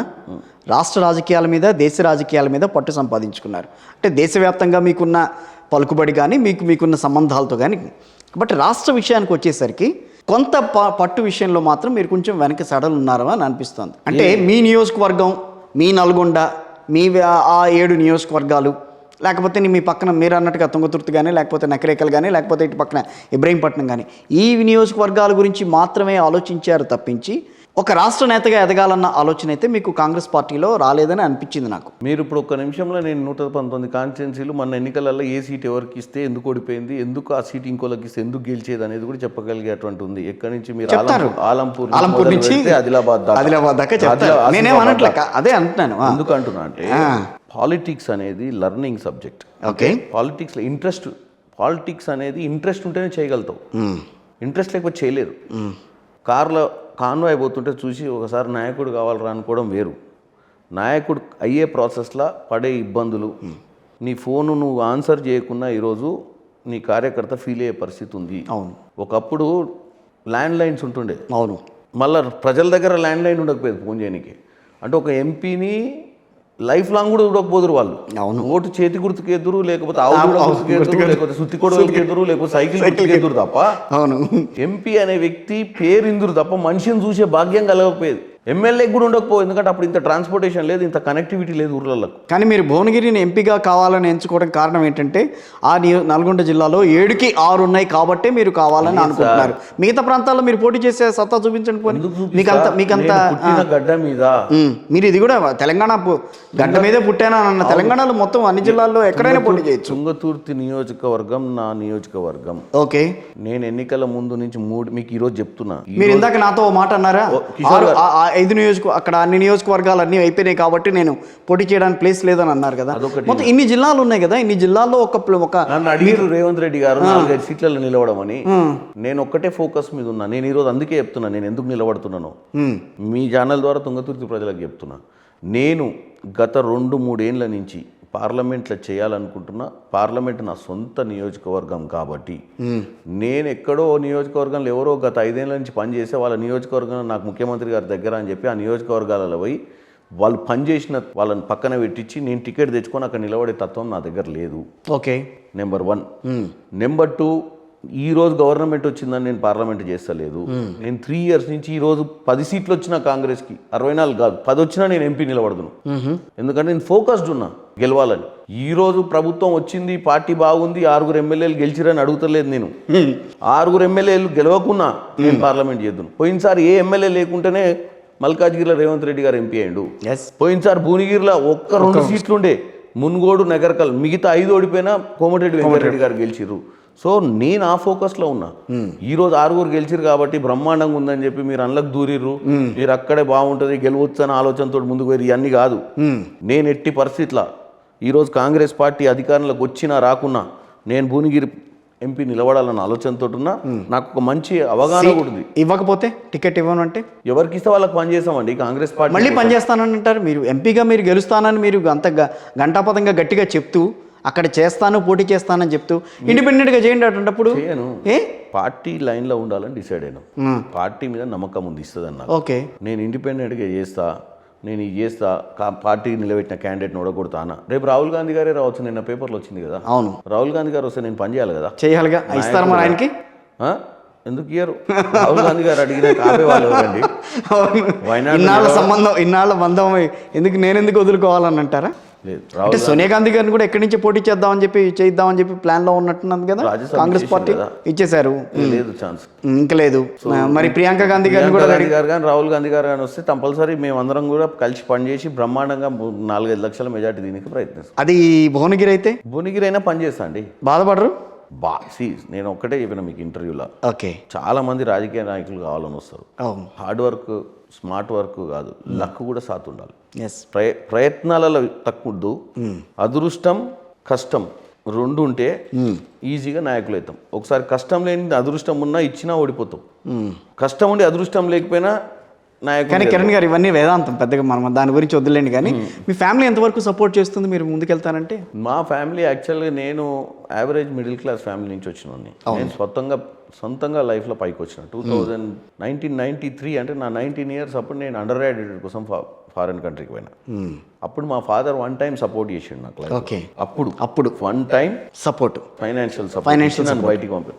ఈరోజు నేను సెల్ఫ్ మేడ్ మ్యాన్ని. నా యాన్సిస్ట్రల్ ప్రాపర్టీస్, మా ఫాదరు, మా తాతల ఆస్తులు, వీటి మీద నేను ఈరోజు మటుకు వెనుకకు తిరిగి కూడా చూడలే. ఈరోజు హైదరాబాద్లో ఉన్నా, నేను ఎక్కడున్నా, నేను ఈరోజు ఎన్నికలు చేస్తున్నా అంటే ఏ స్థాయిలో మీ నేను. బ్రదర్స్ అంతా కూడా బిజినెస్లో ఉన్నారు, మీరు నేను ఒక్కనే సన్ని మా ఫాదర్కి. మా సిస్టర్ యూఎస్లో ఉంటుంది. సో మా ఫ్యామిలీ మైక్రో ఫ్యామిలీ. మా ఫాదర్ మదర్ కూడా వనస్థలపురంలో ఉంటారు. నేను ఇక్కడ పిల్లలు స్కూల్స్ అని చెప్పి నేను ఇక్కడ అపర్ణ శంగ్రీ. మీ చుట్టాల వరకు చాలా మంది ఎందుకు రాజకీయాలని చెప్పి మీతో చాలా సార్లు వివేదించారు. మీరు కూడా చాలా సార్లు వాళ్ళతో కొంచెం మీకు ఒక్కటి, middle class father, middle class parents, friends ఏమో ఎక్స్పెక్ట్ చేస్తారంటే లైఫ్లో చాలా కష్టపడి పైకి వచ్చినావు. నువ్వు ఈ రాజకీయాలలో పడి వీళ్ళందరూ కోట్ల రూపాయలు సంపాదించుకొని రాజకీయాలు చేస్తారు, ఫ్రీ మనీతో చేస్తారు పాలిటిక్స్. మీలాంటి వాళ్ళు, నాలాంటి వాళ్ళను, మా వైఫ్ కానీ వాళ్ళంతా ఏమంటారంటే ఇంత సక్సెస్ఫుల్గా నువ్వు లైఫ్ ఉండి ఎంజాయ్ అయ్యే లైఫ్ అవసరమా అని అంటారు డెఫినెట్గా. ఎందుకంటే ఏ ఇంట్లోనైనా రాజకీయ నాయకులతోటి ఫ్యామిలీస్ హ్యాపీగా ఉండవు. ఎందుకంటే నీ ఫోన్లో నీకు కార్యకర్త ఫోన్ చేసినప్పుడు ఇచ్చిన ఇంపార్టెన్స్ భార్యకి ఇవ్వవు నువ్వు ఇంపార్టెన్స్. అవును. ఎందుకు ఇవ్వవు అంటే నా కార్యకర్త అదే వాడు హాస్పిటల్ అన్నాక మనకు మైండ్లో పడ్డాక నిద్ర పట్టదు. అవును. అరే మనం ఒకసారి డాక్టర్ చేయాలి, వాళ్ళతో కొంచెం మాట్లాడాలి, ఫైనాన్షియల్గా ఏదైనా ఇబ్బందులు ఏంటంటే సినిమా పోదామా అంటే సినిమా పోతే కూడా ఇప్పుడు 3 గంటలు ఫోన్ ఆఫ్ చేస్తే సార్ ఫోన్ కలుస్తలేదు అంటారు. సో నువ్వు ఇంట్లో హోమ్ థియేటర్లో కూర్చొని సినిమా చూడలేవు. ఇంటికి పోయిన తర్వాత కాన్సన్ట్రేషన్ కూడా ఇంట్లో మీద ఉండదు. ఎందుకంటే రేపు పొద్దున ఏం ప్రోగ్రామ్ ఉంది, ఎన్ని పెళ్ళిళ్ళు ఉన్నాయి, ఏ కాన్స్టెన్సీకి పోవాలి, ఎక్కడ ఎవరు ఉన్నారు, మరి రేపు పొద్దున ఆ రూట్లో ఎవరికి ఫోన్ చేయాలి. ఇప్పుడు నేను ఏదైనా ఊరికి పోయినా అక్కడ మండల పార్టీ ప్రెసిడెంట్కి చెప్పకుండా ఫీల్ అవుతాడు, ఏం సార్ నాకు చెప్పకుండా అంటే నేను మళ్ళీ మా వాళ్ళని పిలిచి మా పర్సన్ని పిలిచి అరే ఏ ఊరికి పోతున్నావు, ఆ ఊర్లో వాడికి చెప్పరా ముందు చెప్పు, ఎంపీటీసీకి, మండల పార్టీ ప్రెసిడెంట్కు, అక్కడ లోకల్ ఎమ్మెల్యే కూడా ఫోన్ చేసి చెప్పండి, మళ్ళీ వాళ్ళు ఫీల్ అవుతారేమోనని. సో దిస్ ఈజ్ సో ఓవరాల్గా 7 నియోజకవర్గాల్లో అంటే 6 నియోజకవర్గాల్లో అందరితో కూడా 7 కూడా అరే 7 కదా. రాజేశ్వర రెడ్డి గారిని కూడా వదలలేదా? రాజేశ్వర కాదు, ప్రతాప్ రెడ్డి. అదే ప్రతాప్ రెడ్డి గారిని కూడా వదలలేదా? ఆయన కూడా ఇంపార్టెంట్ కదా, is like MLA only to. Okay. ఆయన కూడా is MLA only. Revanth Reddy గారే పిలిచి 119 మందికి చెప్పిండు మీరు అందరు ఎమ్మెల్యేలే. అవును. ఒక్కొక్కరికి 10 కోట్ల రూపాయలు డెవలప్మెంట్ ఫండ్ ఇస్తున్నాయి. ఈ డెవలప్మెంట్ ఫండ్ మీ చేతుల మీదకి వెళ్ళి మీరు ఖర్చు పెట్టండి ఊర్లో అంటే ఎమ్మెల్యేకి ఇస్తలేరు. కాంగ్రెస్ పార్టీలో ఓడిపోయిన లీడర్కే అవకాశం ఇస్తారు డెవలప్మెంట్ మీద కాన్సన్ట్రేట్ చేయడానికి. సో ఈ has got a clear idea. Revanth Reddy గారు, నేను ఒక మాట అంటాను, బాధపడిన అంటే మీరు వాళ్ళు రేవంత్ రెడ్డి గారు ఉన్నారు, నన్ను గెలిపిస్తారు, నేను భువనగిరి నుంచి నేను ఎంపీ కాబోతున్నానన్న ఒక ధీమా అయితే మీలో కనిపిస్తోంది. ఒక్కటి గుర్తుపెట్టుకోండి, రేవంత్ రెడ్డి గారు వచ్చి నన్ను గెలిపించాల్సిన పని లేదు. ఆ మాట గట్టిగా చెప్పండి.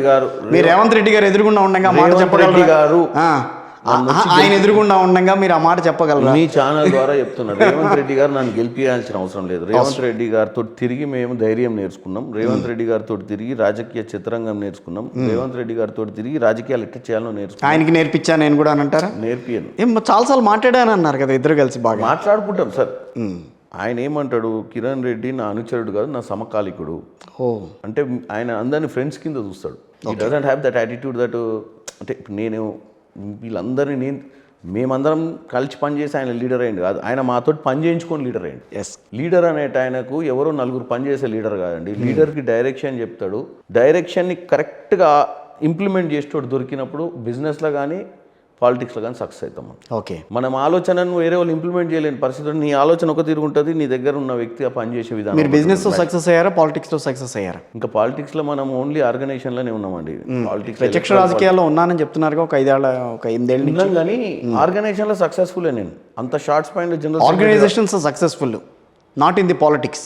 Politics is organisation is a politics. Course అది వేరే కదా. మీరు అనేది ఎలక్ట్రల్ పాలిటిక్స్ రెండు ఉంటాయి. అవును, ఎలక్ట్రల్ పాలిటిక్స్ వ్యవస్థాగతంగా పార్టీని నడపడంలో నేను చాలా టాప్. రైట్. ఎందుకంటే నేను మనిషి బాధను అర్థం చేసుకుంటా. ఏ మనిషిని ఏ పొజిషన్లో పెడితే ఏ మనిషి ఎంత అంత డెలివరీ. ఇంటలెక్చువల్స్ ఎక్కువగా పార్లమెంట్కి ఎలక్ట్ అయిన సందర్భాలు చాలా తక్కువ ఉన్నాయి. అంటే మనకు ఇంత మటుకు దేవుడు అవకాశం ఇవ్వలేదు. రైట్. ఇప్పుడు అవకాశం ఇచ్చిన తర్వాత మనం ఎట్లా పర్ఫామ్ చేస్తామో 5 ఏళ్లలో తెలుసు. భువనగిరిలో మీరు చేద్దామని అనుకున్న అభివృద్ధి కార్యక్రమాలు ఏంటి? ఇప్పటి వరకు ఉన్నవేంటి? మీరు ఇంకా దాన్ని అభివృద్ధి చేయాలనుకుంటున్నవేంటి? సింపుల్ అండి. పెద్ద మనము జీడిపిలు, ఇన్ఫ్లేషన్లు, ఎకనామిక్స్ అవద్దు, అవక్కర్లా. నేను సింపుల్గా చెప్తా. ఈరోజు నీళ్లు, నిధులు, నియామకాలు తెలంగాణ తెచ్చుకున్నాం. ఓకే. దీంట్లో మేజర్ వాటర్ అనేది ఇరిగేషన్ వాటరు. సరే, మా బెల్ట్ మంచిగానే ఉంటుంది. సర్ప్లస్ వాటర్ కొన్ని ఏరియాస్లలో వచ్చింది. ఆల్రెడీ కొన్ని కాలువలు ఇంకా ఫినిషింగ్ ఇన్ఫ్రాస్ట్రక్చర్ కొంచెం సెట్ చేసే ఇరిగేషన్ ప్రాబ్లమ్స్ సార్ట్ అవుట్ అవుతాయి. రెండోది మేజర్ ప్రాబ్లం వచ్చి ఎంప్లాయ్మెంట్. ఎంప్లాయ్మెంట్ ఎందుకంటే నేను ఏ ఊరికి పోయినా అండి, లాస్ట్ మీరు నా ఫేస్బుక్లో చూడండి, నా ట్విట్టర్లో చూసాను, ఏ ఊరికి పోయినా 100-200 మంది యువకులు కనపడతారు. పిచ్చి రాజకీయం అని పిచ్చి కాదు, కానీ ఏం పని చేయక అందరు కలిసి ఒక ఆడకు జమ అయిపోయి ఈ పొలిటికల్ సిస్టమ్ మీదకి వస్తారు. నేను ఒకటే చెప్తా వాళ్ళకు, ఏం చేస్తున్నావు అని అడుగుతా. డిగ్రీ అయిపోయిందన్న ఊర్లోనే ఉంటున్నా అంటాడు. ఎందుకంటే ఎన్నికలు అయిపోయినాక మళ్ళీ హైదరాబాద్ పోతాను అంటాడు. మన ఎన్నికలకు అదే చెప్పిండు, ఇప్పుడు ఎన్నికలకు అదే చెప్తాడు. ఎందుకు పోలేకపోతుండే హైదరాబాద్ కంటే, హైదరాబాద్లో వాళ్ళకి ఇచ్చే జీతం, ఇక్కడ కిరాయి తీసుకొని ఇల్లు, ఈడ ట్రాన్స్పోర్ట్ అన్నీ పెట్టుకుంటే మైనస్లో ఉంటుండు. దీనికి నేను ఇంత పని చేయాల్సిన అవసరం ఏముందని తల్లిదండ్రులు కూడా ఏమంటారు అంటే, నువ్వు ఉద్యోగం చేసి 20,000-25,000 సంపాదిస్తే మిగతా 5,000 మమ్మల్ని అడుక్కునే పరిస్థితికి వస్తే గిన్నే ఉండరు రాదరా అనే కాడికి వచ్చారు. సో వాళ్ళకు డిసప్పాయింట్ అయ్యి వెనకకు పోయారు. సో మనం పదే లక్షల కొద్ది ఉద్యోగాలు ఇస్తున్నామని చెప్తున్నాం. ఏమన్నా అంటే మైక్రోసాఫ్ట్ అంటాం, ఏమన్నా అంటే అమెజాన్ అంటాం. ఒక్కసారి మనం వెళ్ళి చూస్తే మనం రాయితీలు ఇచ్చి తెచ్చుకుంటున్నాం కంపెనీలన్నిటికి. ల్యాండ్ ఇస్తున్నాం, ట్యాక్స్ ఎగ్జంప్షన్స్ ఇస్తున్నాం గవర్నమెంట్. కుర్చీలలో ఎవరు కూర్చొని ఉద్యోగాలు చేస్తున్నారు అనేది ఎప్పుడు ఆలోచిస్తలేదు. మన తెలంగాణ బిడ్డలు 10% కూడా లేరు అందులో. 2 లక్షల నౌకరు అందులో. 2 లక్షల నౌకరు పై నౌకర్లన్నీ బెంగళూరు నుంచి వచ్చినోడో, ఏ చెన్నై నుంచి వచ్చినోడో, ఇంకెక్కడోడో ఉన్నాడు. ఎందుకంటే వాడిని అక్కడి నుంచి రిక్రూట్ చేసుకుంటారు. మనం పెట్టాల్సిన కండిషన్ ఏంటంటే, ప్రతి ఇండస్ట్రీ మనం ఇచ్చినప్పుడు రాయితీలు, వాడు అవసరమైతే స్కిల్ డెవలప్మెంట్ పెట్టి, రైట్, మన ఇంజనీర్స్ని తీసుకొని 6 months ట్రైన్ చేసి, ఆ ట్రైనింగ్కి కావాలంటే గవర్నమెంట్ ఖర్చు పెట్టుకోవాలి, గుడ్, కంపెనీకి బరం కావద్దని. కానీ మనం ట్రైనింగ్కి ఖర్చు పెట్టి వాడు కంపల్సరీ 70% ప్లేస్మెంట్ చేసుకుంటేనే వాడిని మనం లోపల రానియాలి. ఇంప్లిమెంట్ చేయడం కష్టమేమో ఇట్లాంటివి. ఇంప్లిమెంట్ అంటే వాళ్ళు ఒప్పుకోరు ప్రైవేట్ కంపెనీస్. కానీ వాడిని మనం ఒప్పించే విధంగా, వాడికి బిజినెస్ మ్యాన్ వాడు, పొలిటీషియన్ కాదు.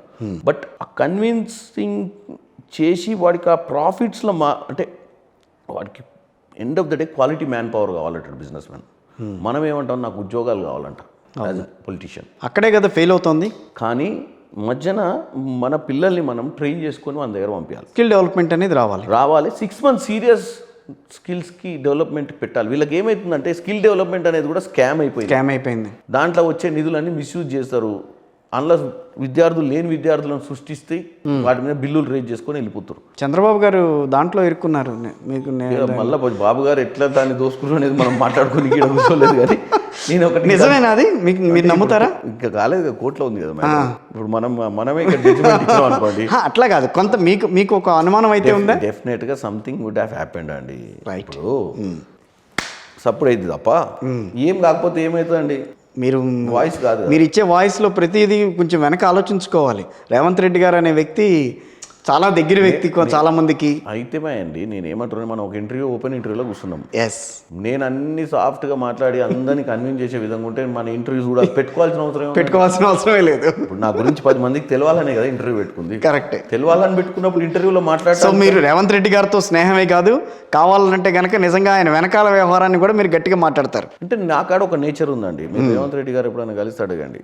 నేనేందంటే ఏదైనా ఇష్యూని పట్టుకుంటే ఎమ్మటి పడుతుంటా, సార్ట్అవుట్ చేయాలి. నేను ఎప్పుడు లీడర్ దగ్గర, నన్ను మీకు ఈరోజు ఫస్ట్ టైం ఎవరు చెప్పారు, నన్ను ఏమన్నాడు, శల్య సారథ్యం చేస్తాడు కిరణ్ రెడ్డి అంటే. అంటే ఎప్పుడు నెగిటివ్ మాట్లాడుతుంటాడు. ఎందుకంటే లీడర్ పక్కన క్రిటిక్ ఉండాలి. రైట్. నీ కార్లో జయో అన్నా సూపర్, అరే ఎక్సలెంట్ అన్నా, నువ్వు నడిస్తే సూపర్, నువ్వు లేస్తే సూపర్ అన్నాడు అనుకో, లీడర్కి తెలియదు తప్పే. అట్లాంటి సందర్భాలు ఏమైనా ఉన్నాయా ఆయన విషయంలో? నేను చెప్పారా? చాలా సందర్భాలలో మనకు ఇది తప్పు, ఇది రైటు, దీనివల్ల నష్టం జరుగుద్ది, దీనివల్ల మంచి. కానీ ఆయన ఏంటంటే, మనం చెప్పింది వింటాడు. Is a good leader. Implement చేయాలా వద్దా, ఆయన ఓకే. మనం ప్రతిదీ నేను 10 విషయాలు చెప్తాను అన్న ఇట్లా చేస్తే బాగుంటుంది అన్న ఇట్లా చేస్తే ఏది చెయ్యాలో చేస్తాడు. ఎందుకంటే ఆయన చూసే ఆ కాయిన్ని ఆయన చూసే యాంగిల్ నేను చూసే యాంగిల్ డిఫరెన్స్ ఉంటుంది. ఓకే. నాకు కనపడేది నేను చెప్తా, ఆయనకు కనపడేది ఆయనకు తెలుస్తుంది. నాకు అవతల సైడ్ తెలియకపోవచ్చు, ఆయనకు తెలుసుకోవచ్చు దాని హిస్టరీ. బట్ అనుకుంటాడు కిరణ్ రెడ్డికి తెలియదు కాబట్టి ఈ విధంగా చెప్పిండని కొన్ని ఇంప్లిమెంట్ చేయడు. ఓకే. నాకు తెలియదు ఆ పరిస్థితులు, కానీ కొన్ని మ్యాచ్ అయినాయి అనుకోండి, అవును నాకు కూడా అదే అనిపిస్తుంది, ఇది మార్చాల్సిన పరిస్థితి వస్తే మార్చాలి. సో 2-3 పనులు మనం చెప్పినప్పుడు చేయలేదని నిరాశ పడవద్దు అంటాడు. ఓకే. అరే నేను అన్నకి ఏది చెప్పినా చేసేలేడని. ఏదైనా చెప్పమంటాడు. ఈవెన్ మెచ్యూర్ లెవెల్లో మాట్లాడుతున్నావా ఇమ్మెచ్యూర్ లెవెల్లో మాట్లాడినా నీకున్న ఆలోచనను కంపల్సరీ ఎక్స్పోజ్ చేస్తే అవుట్ ఆఫ్ 10 2-3 పనికొస్తాయి అని యాజ్ ఎ లీడర్గా నాకు 10కి 10 నేను యాక్సెప్ట్ చేయకపోవచ్చు. Because I have my own perception. నేను ఒక మాట అంటాను, మీరేమనుకోరుగా? ఏమనుకోరుగా మీరు? ఏమనుకోవాలి ఉన్నారని. తన పబ్బం గడుపుకోవడానికి రేవంత్ రెడ్డి గారి పేరు బాగా వాడుకుంటున్నారు. ఎవరు? కిరణ్ కుమార్ రెడ్డి గారు. నేను ఎందుకు వాడుకోవాల్సిన అవసరం ఉంది? ఈరోజు ముఖ్యమంత్రి అయినా నన్ను వాడుకోవట్లేదు కదా. మేము ఫస్ట్ నుంచి మా అన్ననే చెప్పుకుంటాం. అన్నని చెప్పుకోవడంలో కూడా పబ్బం గొప్ప. ఎందుకని అంత పేరు మీ వెనకాల రేవంత్ రెడ్డి గారు ఉన్నారు, బాగా రేవంత్ రెడ్డి గారి ఫ్రెండ్, ఎంత బాగా ఇదిగా ఉంటుంది, వాళ్ళిద్దరి మధ్యన స్నేహ సంబంధాలు చాలా ఉంటాయి. ఇవాళ ముఖ్యమంత్రి అయ్యారు, 3 months అయింది. నేను 5 years నుంచి ఉన్నాను ఎమ్మటి. నేను ఏ రోజైనా ప్రౌడ్గానే చెప్పుకున్నా. అంటే నేను ఆయన ముఖ్యమంత్రి అవుతాడని అనుకోలే, అంత ఈజీగా అవకాశం వస్తుందని కూడా అనుకోలే. అన్నారుగా మీరు, చెప్పిన అంత ఈజీ కాదు ముఖ్యమంత్రి అవటం అంటే అన్నారు కదా. ఎట్లా అవుతాడు అనుకున్నాను. అవును, నేను ఓపెన్గా చెప్తున్నా. ఎందుకంటే నేను అందరు చాలా మందితో అన్నా, ఇప్పుడున్న పరిస్థితిలో కేసీఆర్ అనేటోటి కాడ 1,00,000 కోట్లు ఉన్నాయి, ఈజీగా ఎలక్షన్ మేనేజ్ చేస్తాడు, అవసరమైతే 15-20 మందిని కొనుక్కోపోతాడు, మనకు వస్తే 75 వస్తే తప్ప సర్వే కావనుకున్నాం మేమందరం. కానీ బ్రహ్మాండమైనటువంటి ప్లానింగ్లో దేవుడు ఆశీర్వాదంతో ఆయన చేసిన కష్టానికి. కానీ బాధపడలో ఒకసారి ఉత్తమ్ కుమార్ రెడ్డి గారు లేకపోతే నా జిల్లాకు సంబంధించిన కోమటిరెడ్డి గారు వాళ్ళు సీఎం కాకుండా అంత సీనియర్ మోస్ట్ పర్సన్స్ కాంగ్రెస్ పార్టీలో వాళ్ళు కాకుండా ఈయన ఒకటి ఏంటన్న ఫీలింగ్ ఎప్పుడన్నా వచ్చిందా మీలో? 100% లీడర్లకు ఉంటుంది. కానీ ఒకటి ఉంటుందండి, 2014 పొన్నాల లక్ష్మయ్య గారు, 2018 ఉత్తమ్ కుమార్ రెడ్డి గారు, ఇద్దరికి అవకాశం వచ్చింది. పాన్ తెలంగాణ లీడర్గా వాళ్ళు ఎస్టాబ్లిష్ కాలేకపోయారు. ఎందుకంటే అప్పుడున్న పరిస్థితులు, లేకపోతే తెలంగాణ ఇచ్చుకొని మనం 2014లో పొన్నాల లక్ష్మయ్య గారు రాష్ట్రమంతా ఒక హెలికాప్టర్ వేసుకొని అన్ని ప్రచారం చేసి, కేసీఆర్ ఏం చేసిండు తెలుసా అండి? సింపుల్, మనం తెలంగాణ కోసం ఆడ పార్లమెంట్లో బిల్లు పాస్ చేస్తే నేనే తిరుగుతూ ఉండి ఊరూరికి తిరిగిండు. మా దగ్గర లీడర్లకు ఏంటంటే ఈ కనెక్టివిటీ లేక ప్రచారంలో ఫెయిల్ అయ్యారు. లీడర్లు బాగున్నారు, ప్రచారంలో ఫెయిల్ అయ్యారు. ఈసారి ప్రచారంలో బ్రహ్మాండంగా సక్సెస్ అయినాం. ఏది కేసీఆర్ ఫెయిల్యూర్స్ మీద. ఓకే, రేవంత్ రెడ్డి గారు ముందుండి నడిపించారు అందరినీ. ముందుండి అని కాదు, ఎవ్రీ డే నెరేటివ్ బిల్డ్ చేస్తాడు. రైట్, 30 రోజులు 30 ప్రశ్నలు. బీఆర్ఎస్ ఫెయిల్యూర్స్, ప్రతి కార్యకర్త వాక్చాతుర్యం, ప్రతి కార్యకర్త స్పోక్స్ పర్సన్ అయ్యాడు. అవును, నువ్వు ఎవరన్నా ఇట్లా చెప్ 3 ఎకరాల భూమి ఎటుపోయింది, 2 డబుల్ బెడ్రూమ్ ఇల్లు ఎటుపోయింది, ఇంటికో ఉద్యోగం ఎటుపోయింది. లేదు, మేనిఫెస్టో చూసిన తర్వాత నాకు ఆ రోజు చాలా అనిపించింది.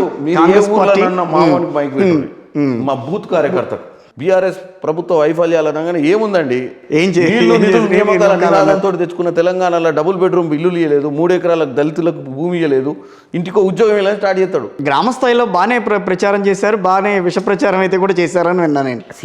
అంటే లీడర్ లైన్ ఇచ్చినప్పుడు ఓకే పెనిట్రేట్ కావాలి. అవును, కరెక్టే. నువ్వు ఒక మనిషిలో ఒక ఆలోచన రేకెత్తిచ్చినప్పుడు ఆ మనిషి పోయి 4 దిక్కులో మాట్లాడినప్పుడు అది గ్లోబల్ ప్రచారం. అవును, ప్రచారం జరుగుతుంది. గాస్పెల్ అంటే ఏదో అంటారు, అది చేయగలిగినోడే లీడర్. లీడర్ అంటే ఏంది, నీ సెల్ఫ్ నుండి నీకు నాలెడ్జ్ బాగుంది. గతంలో చాలామంది హై ఇంటెలెక్చువల్ లీడర్స్ ఉంటుండే, వాళ్ళు మాట్లాడినాక మనం ఒకాబులరీ చూసుకొని డిక్షనరీ తిరగాల్సి వచ్చేది. అంత నాలెడ్జ్ ఉన్న లీడర్లు శశి తరూర్, జయపాల్ రెడ్డి, అందరూ పార్లమెంట్ లాంగ్వేజ్ అంటారు వాళ్ళు. ఇవన్నీ అవసరం లేదు పాలిటిక్స్ లో. కామన్ మ్యాన్ కి అండర్స్టాండ్ అయ్యే లాంగ్వేజ్, మళ్ళీ వాడు మన లాంగ్వేజ్ మాట్లాడుకొని. అందుకనే జయపాల్ రెడ్డి గారు చాలా సార్లు గెలవకుండా వెళ్ళిపోయారు ఆయన పాపం. చెప్తున్నా అదే కరెక్టే. సరే, మనం కొంచెం డిబేట్ అవుతున్నాం. భువనగిరి నియోజకవర్గం, భువనగిరికి సంబంధించి మీరు ఏం చేస్తారు, ప్రత్యేకంగా మీరేం చేస్తారు? ఇవాళ చెయ్యండి నేను చేస్తాను. సింగిల్ అండి, స్కిల్ డెవలప్మెంట్ పెట్టి ఫస్ట్ ఎంప్లాయ్మెంట్ క్రియేట్ చేయాలి. యావరేజ్ ఫ్యామిలీకి 2-3 acres ల్యాండ్ ఉంటుంది, 1 acre ల్యాండ్ ఉంటుంది. వాళ్ళ పిల్లలందరినీ కష్టపడి చదివించుకుర్రు. కాంగ్రెస్ గవర్నమెంట్లో ఇంజనీరింగ్ కాలేజీలలో కూడా బీసీలకు వాళ్ళకు ఫీజు రీఎంబర్స్మెంట్ ఉండడం వల్ల చదువుకోగలిగారు ఇంజనీరింగ్. కానీ తర్వాత ఎంప్లాయ్మెంట్ క్రియేట్ చేయడం గవర్నమెంట్ ఫెయిల్ అయింది. ప్రొడక్టివ్గా డిగ్రీలు ఇంజనీరింగ్ చదివేయగలిగినాం స్టూడెంట్లను. 100-200 ఇంజనీరింగ్ కాలేజీలు పెట్టగలిగాం. నేను చిన్న ఉన్నప్పుడు ఇంజనీరింగ్ కాలేజ్ అంటే ఉస్మానియా, వాసవి, సిబిఐటి, అంతే 4-5 ఇంజనీరింగ్ కాలేజీలు ఉండేది. పక్క రాష్ట్రంలో పోయి చదువుకోవాల్సి వచ్చేది. ఈరోజు తెలంగాణలోనే 200-300 ఇంజనీరింగ్ కాలేజీలు పెట్టి చదివిచ్చిర్రు. కానీ మరి వాని ఉద్యోగ భవిష్యత్తు గురించి ఆలోచించలేదు. మీ భువనగిరి మీరు అనుకుంటున్న ఏరియాలోనే చాలా ఉన్నాయి. నేను అనేది ఒక్కటే అండి, నాకు ఏమి పెద్ద నేను వచ్చి ఇప్పుడు హైవేలు వేస్తా, ఫ్లైఓవర్లు కడతా, తననే మీ అందరికి బెంచ్ కార్లు కొనిస్తా, నేను కేసీఆర్ చెప్పినట్టు భువనగిరిని దల్లాస్ చేస్తా, ఆలేరుని మెక్సికో చేస్తా, నేను ఇట్లాంటి ముచ్చట చెప్తలేదు. ఆయన ఏం అనలేదు. ఎందుకు అనలేదు? మొత్తం కరీంనగర్ని ఏదో చేస్తా అన్నాడు. ఇక్కడ వాటర్ మొత్తం కొబ్బరి నీళ్ళు తర్వాత గ్లాస్లో పోసుకొని ఇట్లా చూస్తే రూపాయి బిల్లు వేస్తే ట్యాంక్ బండ్లా కిందికి పోయిందా కనపడుతుంది అన్నాడు. నేను ఎక్కడ వెళ్ళలేదు సార్. మీరు ఒకసారి నేను ఎక్కడ వెళ్ళలేదు. నేను బ్యూటిఫికేషన్ చేసి హుస్సేన్ సాగర్ లో రూపాయి బిల్లు వేస్తే ఆ రూపాయి బిళ్ళ ఎక్కడికి వెళ్ళింది అనేది కనిపిస్తుంది చెప్పాడు. అది వినాలండి, చెప్తున్నా మీకు. నేను అవన్నీ మా భువనగిరి ప్రజలకు వాళ్ళ తల్లిదండ్రులు కష్టపడితే వాళ్ళకి మినిమం సపోర్ట్ ప్రైస్ రావాలి వాళ్ళ. Right, okay. ప్లస్ ఫార్మర్స్ని కూడా ఏం చేసిరంటే మన దగ్గర ఫార్మర్స్ని నేను ఈ మధ్య చెప్తున్నా, వరి వేయించమంటారు ప్రతి దగ్గర. వరి వేసినప్పుడు వరి కొనే పరిస్థితి, వరికి సపోర్టింగ్ ప్రైస్ డిమాండ్, అంటే మనకు ఉన్నటువంటి పరిస్థితి ఏంటంటే కేసీఆర్ తప్పుతో పట్టించిండు. ఇంత వరి వేసిరు కదా, ఈ వరిని అసలు వరికి ఉన్న పాలసీ ఏంది, దీన్ని మనం ఎక్స్పోర్ట్ చేయలేము, సెంట్రల్ గవర్నమెంట్ పాలసీ ఏంది అనే దాని మీద వరి ఉంటుంది. మనం పండించిన ధాన్యం, మన ధాన్యం నిల్వలు కుప్పలు ఉంది. ఈరోజు అప్పులప్పాలు ఎందుకైందంటే సివిల్ సప్లైస్లో 85,000 కోట్ల అప్పు ఉందంటున్నాం కదా. ఎందుకైంది అది? మనమే కొంటున్నాం కాబట్టి రైతుల దగ్గర, మనం కడుతున్నాం, అవి తీసుకొచ్చి కుప్పలు వెనక పోసున్నాయి రెడీగా, యూటిలైజేషన్లు లేవు. ఇదంతా వేస్టేజ్ ఆఫ్ మనీ. నువ్వు ఏ క్రాప్ అయినా డిమాండ్ ఉన్న క్రాప్ కల్టివేట్ చేసుకుని, ఓన్లీ వరేనే కాదు మిగతా కూడా డిమాండ్ కంపల్సరీ అవేర్నెస్ క్రియేట్ చేయాలి. కష్టం వీళ్ళు ఏం చేస్తారంటే వరి అనేది ఈజీ క్రాప్ అని వేసుకొని ఇంటికాడ కూర్చుంటారు. కొంచెం హార్డ్ వర్క్ చేసి కమర్షియల్ క్రాప్స్, ఒకప్పుడు మన దగ్గర పత్తి, పసుపు, చెరుకు ఇట్లాంటివి ఉండేది. ఇప్పుడు ఏడ చూడు మీకు చెరుకు కనపడుతుందా మన తెలంగాణలో? ఇటు సైడ్ మా రోడ్డు కనపడదు, ఒకప్పుడు వేసేటోళ్ళు. సో ఇట్లా మనం ఫార్మర్ని అవేర్నెస్ క్రియేట్ చేయాలి. ఎడ్యుకేషన్ అనేది నో ప్రాబ్లం, ఎవ్రీబడి స్టడీయింగ్. ప్రతి పిల్లవాడు మ్యాక్సిమం 80% ఎడ్యుకేషన్లోకి వచ్చేసిర్రు, చదువుకోవాలన్న ఆలోచనతో ఉర్రు. కానీ ఉద్యోగాలు రాకపోవడం వల్ల చదివిన చదువు పనికి రాకుండా పోతుంది. ఉద్యోగాలు ఇప్పించాల్సింది మాత్రం మేజర్. Okay, everybody should. ఒకప్పుడు పీజీఆర్ గారు హైదరాబాద్కి ఎవరన్నా వస్తే, బాబు మా కొడుకు ఏం చేస్తాడు, తీసుకు ఐటీఐలో జాయిన్ చేసి ఏదైనా 6 నెలలు ఏదన్నా పని నేర్పిరి, ఎమ్మటే ఉద్యోగం ఇప్పిస్తా అని చెప్పి ప్లంబర్, ఎలక్ట్రీషియన్ వర్కులు నేర్పించేటోడు. ఇప్పుడు మన వాళ్ళు ఇంజనీరింగ్ చదివి ఏ పని చేయని స్థాయికి ఎదిగిరు. ఇవాళ మన ఇంటికాడ పని అయిపోతుంది ప్లంబర్ పని. ఎందుకంటే ప్లంబర్ వస్తలేడు అంటారు. ఎందుకంటే ప్లంబర్ బీహార్ వాడు ఉంటు, ఒరిస్సా వాడు ఉండు, బండలు వేసేటోళ్ళు కూడా తెలంగాణలో లేరు. కిచెన్లో పని చేస్తే ఏ రెస్టారెంట్ కన్నా only kitchen back and kitchen hands అన్నీ కూడా ఒరిస్సా, బీహార్ నుంచి వస్తారు. అంటే మనోళ్ళకు చదువు నేర్పించినాం. ఆ చదువు నేర్చుకోవడంతో వాడు ఈ చిన్న పనులు చేయలేకపోతున్నాడు. ఆఖరికి ఏం చేస్తున్నారు అంటే ఒక ఈజియెస్ట్ జాబ్ ఊబర్, స్విగ్గీ, ఓలాలు చేసుకోవాల్సిన పరిస్థితి ఏర్పడ్డది మనోళ్ళకు. ఎందుకంటే అవి ఏంటంటే కొంచెం సెల్ఫ్ రెస్పెక్ట్ ఉన్న జాబ్స్ అనుకుంటారు. సో వీళ్ళకి ఫస్ట్ ఆఫ్ ఆల్ వాళ్ళు చదివిన చదువుకు వాళ్ళని వాళ్ళ మ్యాన్ పవర్ చైనా మాదిరిగా, చైనా హైలీ ప్రొడక్టివ్ కంట్రీ. ఎందుకంటే వాళ్ళ పాలసీస్ కూడా వరల్డ్ వైడ్ ఎక్స్పోర్ట్ చేస్తారు. వాళ్ళు క్వాలిటీ ఓరియంటెడ్ ప్రొడక్ట్స్ తయారు చేస్తారు, మ్యాస్ సప్లయర్స్. వాళ్ళు ఏంది వేరే దేశాలు బతకలేని పరిస్థితి తీసుకొచ్చింది ఆ దేశం. అవును, మన దగ్గర వాళ్ళ మాదిరిగానే జనం ఉన్నారు. ఒకప్పుడు ఈ 2 దేశాలకు ఏంది దరిద్రం అంటే జనాభా, దాన్ని ఎన్కాష్ చేసుకురు వాళ్ళు పని క్రియేట్ చేసి. మన ఇండియాలో కూడా ఈ జనాభాను మనం పనిలో పెట్టి క్రియేట్ చేస్తే వీళ్ళు చేసే ప్రొడక్టివ్ వర్క్ తోటి ఎకనామీ పెరుగుద్ది, వాళ్ళందరూ భవిష్యత్తు మంచిగా ఎత్తి. దాని గురించి ఆలోచించాలి. మీ ఐడియాలజీని ఎప్పుడన్నా రేవంత్ రెడ్డి గారితో పంచుకున్నారా? ఎందుకు చాలా పంచుకున్నారు. రేవంత్ అన్న కూడా కొన్ని ఉన్నాయి డెఫినెట్గా. మీరు చూస్తున్నారు కదా, 90 ఇప్పుడు 70 రోజులు 75 రోజులు అయింది. అవును, ఇంకా 4 ఇయర్స్ 5 ఇయర్స్ ఉంది, 4.5 ఇయర్స్ అనుకుందాం యావరేజ్గా. ఉండనిస్తుందా బీజేపీ మీ గవర్నమెంట్ని? నేను అనేది ఏంటంటే ఇక అట్లా కూల్చుకుంటూ పోయేది ఉంటే ఏముంది, ఇప్పుడు ఎన్నికలు కూడా ఉండవు కదా. నెక్స్ట్ మరి ఆ పుట్టిన కానీ లెక్క 30 ఇయర్స్ 40 ఇయర్స్ చైనా లెక్క వాళ్ళ లెక్క ఎందుకు మళ్ళీ ఎన్నికలు, మళ్ళీ మమ్మల్ని కూల్చడానికి ఎందుకు ఎన్నికలు చేయాలి? అవును, ముందే జనాలకు చెప్పి వీళ్ళని ఎవరిని వచ్చినా మేము వదిలిపెట్టాం, మీరు దయచేసి మీరు డిసైడ్ అయిపోయి మేము 30 ఏళ్ళు ఉంటామని. పార్లమెంట్ ఎన్నికల వరకు పర్వాలేదు, తెలంగాణలో పార్లమెంట్ ఎన్నికల తర్వాత పరిస్థితి ఏంటనేది నా డౌట్. ఏంటంటే పార్లమెంట్ ఎన్నికల తర్వాత నరేంద్ర మోడీ ఎన్నికలే తీసేస్తాడని భారతదేశంలో. అదేంటి, అది ఎక్కడిది? రాజ్యాంగం మార్చేస్తాడు. అసలు ఐడియాలజీ ఉంటుందా అట్లాంటి ఐడియాలజీ ఎవరికన్నా? రాజ్యాంగమే మారుస్తాడు. ఇంతమంది జనం నమ్మినాక, ఓకే ఇంకా నేనే దేవుణ్ణి అనుకునే స్థాయికి ఎదిగినాక, అంబేద్కర్ చేసిన రాజ్యాంగం తప్పుంది, అసలు ఏంది 5 ఏళ్ళకి ఒకసారి ఎన్నికలు ఏంది, చాలా ఖర్చు అవుతుంది, 30 ఇయర్స్ దాకా ఎన్నికలు ఉండవు. అంబేద్కర్ రాజ్యాంగం కాదుగా, నెహ్రూ రాజ్యాంగం నడుస్తుంది ఇప్పుడు. నెహ్రూ రాజ్యాంగం కాదు, రాసింది అంబేద్కర్, వాళ్ళ కమిటీ రాసిర్రు. మనం బ్రిటిష్ ప్రాక్టీసెస్లో ఉన్నాము. Yes. మనం పార్లమెంటరీ సిస్టమ్ అంతా British parliamentary system, American parliamentary system కాదు మనది. అవును. సో మన పార్లమెంటరీ సిస్టమ్ నచ్చలేదు, మన పక్కన పుటిన్ బాగా చేస్తుండు, అటువంటిది పక్కన రష్యాలో కూడా చచ్చిపోయిన దాకా అధ్యక్షుడు ఆయనే ఉంటాడు, ఆయన పోయిన తర్వాతనే కొత్త సో నేను కూడా అప్పటికి మీకు ప్రూవ్ చేసిన పదే ఊకే ఓట్లు వేసి నన్నే ఎన్నుకోనికి పదే ఎన్నికలు చేయడం నాకు నష్టం అనిపిస్తుంది. కాబట్టి నన్ను మీరు ఎన్నుకున్నట్టుగా భావిస్తూ రానున్న 30 సంవత్సరాలు నేనే ఉంటా చచ్చిపోయిన దాకా. నేను కావాలంటే నేను దేవుణ్ణి కాబట్టి నేను పోలేను, కాబట్టి నేను ఏదో సమాధి అయితా, తర్వాత ఎవరినో ఒకరిని పెట్టిపోతా అనే రకం ఆయన. సో నేను అనేది ఏంటంటే ప్రజాస్వామ్య దేశం అండి. రైట్. ప్రజలు చైతన్యవంతులు. ఓవర్ కాన్ఫిడెన్స్ వస్తే ఎవరిని మిగలనియరు. కూల్చేస్తాం దేనికి కూల్చేస్తారండి? ప్రజలు ఓట్లు వేసింది దేనికి? మాకు 5 ఏళ్ళు అవకాశం ఇచ్చారు, ప్రజలే కూల్చేస్తారు మమ్మల్ని, వీళ్ళెవరు కూల్చారు నీకే? మేము పని చేయకపోతే 5 ఏళ్ళ తర్వాత తరిమి కొడతారు మమ్మల్ని కూడా. ఓకే. ఎందుకంటే జడ్జిలు ప్రజలు, ఓటు హక్కు వినియోగించే ప్రజలు. మేము ఫెయిల్ అయితే మాకు కూడా పరీక్షలు ఉంటాయి మళ్ళీ ఉంటాయి. సో ఈరోజు వేసి మాకు 5 ఏళ్ళు ఇచ్చిర్రా అవకాశం, 5 ఏళ్ళు మమ్మల్ని పని చేసుకొని వెళ్ళాలి కదా. 5వ రోజు నుంచి ఆ పల్లా రాజేశ్వర రెడ్డి ఒక సైడు, ఆ కడియం శ్రీగారు ఒకటి కూల్చేస్తాం, తోచేస్తాం, కుంచేస్తాం. ఏం మాటలు అవి? మేమేమంటున్నాం, మీ ఎమ్మెల్యేలు మాకు అవసరం లేదు, మాకు 64 ఉన్నాయి సరిపోతాయి, మీ దొర లెక్క 70 ఉన్నా కానీ ఇంక 20 మందిని తీసుకుపోవడం అనే ఆలోచన మాకు తిక్క ఆలోచన లేదు. ఇలా అందరు కలిసి బొందెందుకు పెట్టారు? పాతోడు కొత్తోడు కలిసి గొడవ పెట్టుకొని ఆగమయ్యారు వాళ్ళు. అవసరం ఎందుకు? మ్యాండేట్ వచ్చి 60 తర్వాత లగ్జరీగా చేసుకోరాదు రాజకీయం. ఉన్నోళ్ళని కాపాడుకో, వీళ్ళకి 3 పూటల బువ్వ పెట్టకుండా ఇంకిద్దరిని తెచ్చి ఒక పూట ఆయనకు ఒక పూట ఈయనకు కాపాడుకో అంటే మీరు తీసేసుకునే ప్రయత్నం అయితే జరుగుతుందా రాబోయే రోజుల్లో? అట్లాంటిది ఏముండదు. అవసరం లేదండి. కాంగ్రెస్ పార్టీ పెద్ద అవసరం లేదు. తీసుకొచ్చిన మీకు కాన్ఫ్లిక్ట్ వస్తుంది. అది కరెక్ట్. ఓడిపోయిన ఆయనకు గెలిచి ఇప్పుడు ఆ పార్టీ నుంచి వచ్చినాక ఇన్ని రోజులు ఆయనకు మీద పోరాటం చేసినోడు ఏమంటే ఇప్పుడు మా ఊర్లో సర్పంచ్ని తీసుకునే పరిస్థితి లేదు. నేను నా దగ్గరికి రోజు ఎంపీటీసీలు, సర్పంచ్లు, జెడ్పీటీసీలు వస్తారు బీఆర్ఎస్ వాళ్ళు. మేము జాయిన్ అవుతామని చెప్పి ఎక్కడ బీఆర్ఎస్ అప్పుడు పనికిరాని కొడుకులు, మేము పుట్టంగానే కాంగ్రెస్ సార్ మధ్యన పోయినాము అన్నారు. ఆ పార్టీలని ఏమో గౌరవం లేదు, పాడలేదు, ఇన్ని రోజులు అధికారంలో ఉన్నాం, పోతే కేసులు పెడతారని భయంగా ఉన్నాం సార్, మీరు ఓపెన్ చేయరు, మన ఇంటికి మనం వస్తామంటారు. వీళ్ళు ఏమంటారు, అన్న అదేందన్నా మేము 10 ఏళ్ళ నుంచి పోరాటం చేసినాం, అన్ని రోజులు వాడు జెడ్పీటీసీ ఉండి మళ్ళీ వాడి ఇంట్లోకి వచ్చి మళ్ళీ మమ్మల్ని కింద కూర్చోటి ఆడు జెడ్పీటీసీ అయితే మా పరిస్థితి ఏందంటారు. అందుకనే మేము కొద్దిగా మీకు ఎదురవుతున్న సవాళ్ళు నాకు ఎదురయ్యే సవాల్ ఒకటే అండి. నేను అందరికీ ఈ రోజుకున్న పరిస్థితిలో కూడా నాకు ఈ రోజు కూడా మీ స్టూడియోలో కూర్చున్నాను, నాకు 4 పెళ్ళిళ్ళు అటెండ్ కాలేదు ఈరోజు, ఒక 2 గృహప్రవేశాలు, ఎవరో ఒకరు హాస్పిటల్ ఉంటారు, ఎవరో ఒకరు నేను 10 మందికి సాయం చేయగలుగుతా సొంతంగానో. సో సమాజ సేవలో ప్రస్తుతం బాగా నిమగ్నమై ఉన్నారు. నా బాధలు కిరణ్ కుమార్ రెడ్డి గారు, నా బాధలు ఏంటంటే ప్రతి ఒక్కరు ఎక్స్పెక్ట్ చేస్తారు నన్ను. Yes of course. సో నేను ఒక సింగిల్ పర్సన్, నేను ఒక వ్యవస్థను, నేను ఒక మెంబర్ ఆఫ్ పార్లమెంట్ కాలే. ఇంకా నేను కావాలని చెప్పి ప్రజల మధ్యన పోయినప్పుడు, నేను 4 దగ్గరికి పోయి సాయం చేస్తున్నప్పుడు కొన్ని 100 మంది ఫోన్లు చేస్తున్నారు నాకు, మాకు కూడా కష్టాలు ఉన్నాయి, మా ఇంట్లో మా అమ్మాయికి బాగాలేదు, మా అమ్మాయి హాస్పిటల్ ఉంది, నిన్ననే యాక్సిడెంట్ అయ్యి కాలు ఇరిగింది నాకు. ఇట్లాంటి కాల్స్కి ఆన్సర్ అన్నిటికీ నేను సర్వ్ చేయలేకపోతున్నాను, ఎందుకంటే నాకున్న లిమిటెడ్ రిసోర్సెస్ తోటి. అదొక బాధ ఉంది నాకు, సవాల్, అదొక పెను సవాల్.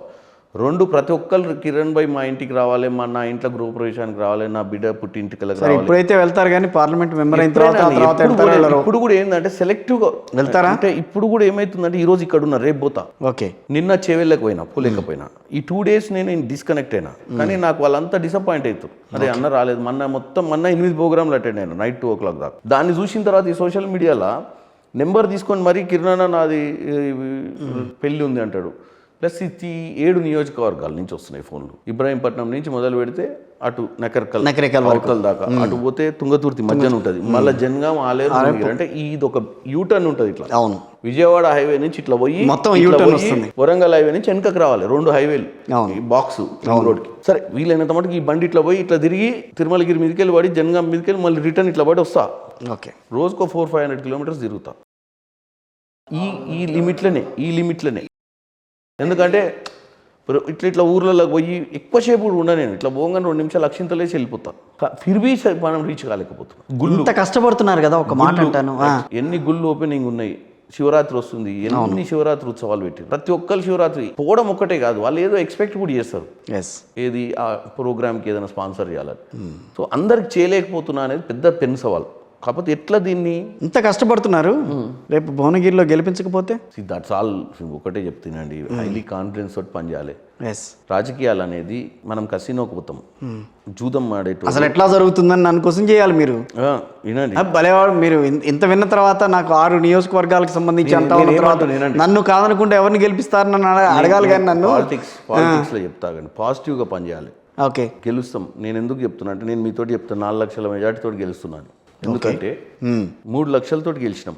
ఓకే. ఇప్పుడు ఎంపీటీసీలు, జెడ్పీటీసీలు, సర్పంచ్లు అంతా కాంగ్రెస్లోకి రావాలనుకుంటారు, బీజేపీలోకి పోవాలనుకోవట్లేరు. బీఆర్ఎస్ వాళ్ళు. బోర్ నర్సయ్య గారు కూడా మీ దగ్గరికి రావాలనుకుంటున్నారా? బూర నరసయ్య గారు బీజేపీ నుంచి కంటెస్ట్ చేస్తారు. అవును, అదే ఆయన కూడా మీ దగ్గరికి రావాలనుకుంటున్నారా ఏంటి అనేది? ఎంపీటీసీలు, జెడ్పీటీసీ. సరే, వాళ్ళు వస్తారులేండి. బూర నరసయ్య గౌడ్ గారు ఆల్రెడీ టెస్టెడ్ మెటీరియల్. ఒకసారి ఎంపీ అయ్యిండు. చామల కిరణ్ కుమార్ రెడ్డి ఒకసారి ఎంపీ కాలే. People should have to give me a chance to test me. ఎందుకంటే గతంలో ఆయన బీఆర్ఎస్ పార్టీ నుంచి ఎంపీ అయినప్పుడు ఆయన ఎంత చేసిండు ఏందనే ఒక ప్రోగ్రెస్ రిపోర్ట్ ఉంది. నాది fresh. So they have to give me an opportunity. మీకు ప్రత్యర్థులు ఎవరు లేరు అని అంటారు గట్టిగా. చామల కిరణ్ కుమార్ రెడ్డి అనే వ్యక్తికి ఈ రోజు టికెట్ ఇస్తే ఆ రోజే మీరు ఎంపీ అని రాసుకునే పరిస్థితి ఉంది. ఓవర్ కాన్ఫిడెన్స్ ఏమో. ఓవర్ కాన్ఫిడెన్స్ కాదు. 3 లక్షల ఓట్లు వచ్చినాయి, ఇంకో 1 లక్ష తెచ్చుకుంటాం. కొనుక్కుంటారా? తెచ్చుకుంటాం అని చెప్పి కొనుక్కుంటాను. తెచ్చుకుంటామంటే ఆహ్వానిస్తాం ఆ ఓట్లను కూడా. ఆహ్వానిస్తారు. మొన్నటిదాకా వాళ్ళు బీఆర్ఎస్ కేసారు, అవి నిర్వీర్యమైనవి. ఇప్పుడు బీజేపీ వర్సెస్ కాంగ్రెస్ ఫైట్ ఉంది. చామల కిరణ్ రెడ్డి కూర్చొని I'm the member of parliament from Bhuvanagiri అని చెప్తున్నా.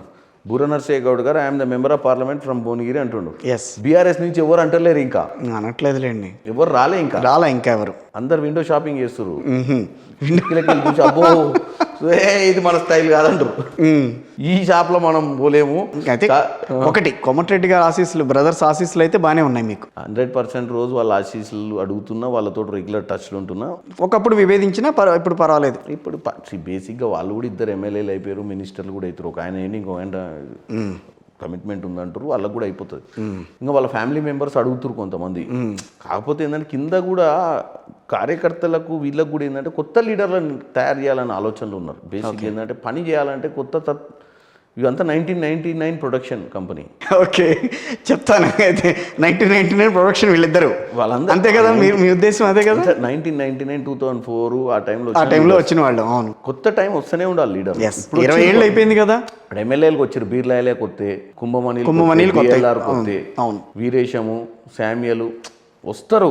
కానీ ఆర్గనైజేషన్ నుంచి వచ్చిన వాళ్ళు తక్కువ మంది. యూత్ కాంగ్రెస్, ఎన్ఎస్యూ నుంచి వచ్చిన వాళ్ళు కనపడతలేరు. అవును. ఇప్పుడు రేవంత్ రెడ్డి గారు వచ్చినాక అనిల్ యాదవ్ తీసుకొని రాజ్యసభలో కూర్చోబెట్టిండు. అవును. మన బల్మూర్ వెంకట్ని తీసుకొని ఎమ్మెల్సీలో కూర్చోబెట్టారు. ఇంతకుముందు జరగలే ప్రొడక్షన్, ఇది స్టార్ట్ అయింది. కానీ రాజకీయాలు, లోపల ఉన్న రాజకీయాలని తట్టుకుని ఎంపీ సీటు తీసుకుని మీరు గెలవగలరు కదా.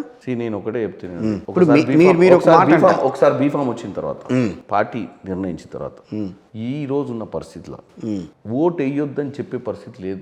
కాంగ్రెస్ లో ఉన్న లీడరే ఓటు వేయొద్దని అనరు, ఏమంటారు? కానీ లోపల ఉన్న రాజకీయాలని మీరు తట్టుకోగలరా? 100% లోపల ఉన్న రాజకీయాలు ఏం లేవు. ఈరోజు ప్రభుత్వంలో ఉన్నాం, అది అపోజిషన్లో ఉన్నప్పుడు కాంగ్రెస్ పార్టీలో స్వాతంత్రం ఎక్కువ, వాక్ స్వాతంత్రం ఎక్కువ, స్వేచ్ఛా స్వాతంత్రాలు ఎక్కువ. స్వతంత్రం ఎక్కువ కాబట్టి నీకు ఆప్షన్స్ కూడా ఎక్కువ ఉంటాయి, ఫేస్ కూడా ఎక్కువ ఉంటుంది. అవును, ఉంటుందిలేండి.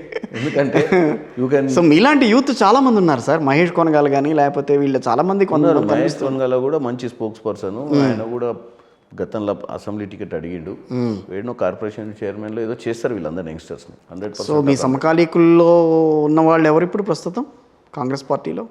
మీకు సమకాలీకులు అంటే యూత్లో ఇప్పుడు అద్దంకి దయాకర్, ప్రీతం ఎన్ఎస్వై, శివసేన, తర్వాత శ్రీకాంత్ గౌడ్, నూతి, వీళ్ళందరికీ కూడా అవకాశాలు ఇవ్వాలి. ఇప్పుడు వీళ్ళందరినీ కూడా రేవంత్ రెడ్డి గారు ఒకటే చెప్తున్నా మీ ఛానల్ ద్వారా, వీళ్ళందరికీ కూడా రానున్న 2 సంవత్సరాలలో ఏదో విధంగా ఇంకా ఎమ్మెల్సీలు 13 వచ్చేటి ఉన్నాయి with in period of this 5 years, plus 55 కార్పొరేషన్లు పెండింగ్ ఉన్నాయి ఇవ్వాల్సినవి.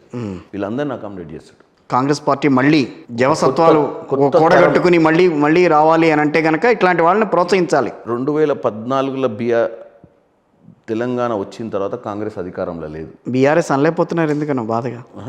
తెలంగాణ అధికారంలో కాంగ్రెస్ అధికారంలో లేదు. ఓకే, చాలా మందికి అవకాశాలు రాలేదు. 50-90 రోజులైంది, ఎవ్వరు బాధపడొద్దని చెప్తారు. 90 రోజులలో ప్రభుత్వంలో ఉన్నటువంటి బీఆర్ఎస్ చేసినటువంటి నష్టాలను వాటిని ఎస్టిమేషన్లు వేసుకొని అసలు ఎంత దూరంలో ఉన్నాం, ప్రభుత్వాన్ని ఎట్లా గాడిలో పెట్టాలో, మనం ఇచ్చిన కమిట్మెంట్లు 6 ప్రామిస్లను ఎట్లా చేయాలన్న ఉద్దేశంతో 6తో ఇంకో 2 కలిపినట్టున్నారు. నిన్న గృహలక్ష్మి అని ఒకటేదో వచ్చింది, 4 అయినా ఇంకా 2 పెండింగ్ ఉన్నాయి. సో ఇవి ఇంప్లిమెంట్ చేయడం ప్రయారిటీ, ఎందుకంటే మనం ఇచ్చింది ప్రజలకు కమిట్మెంట్.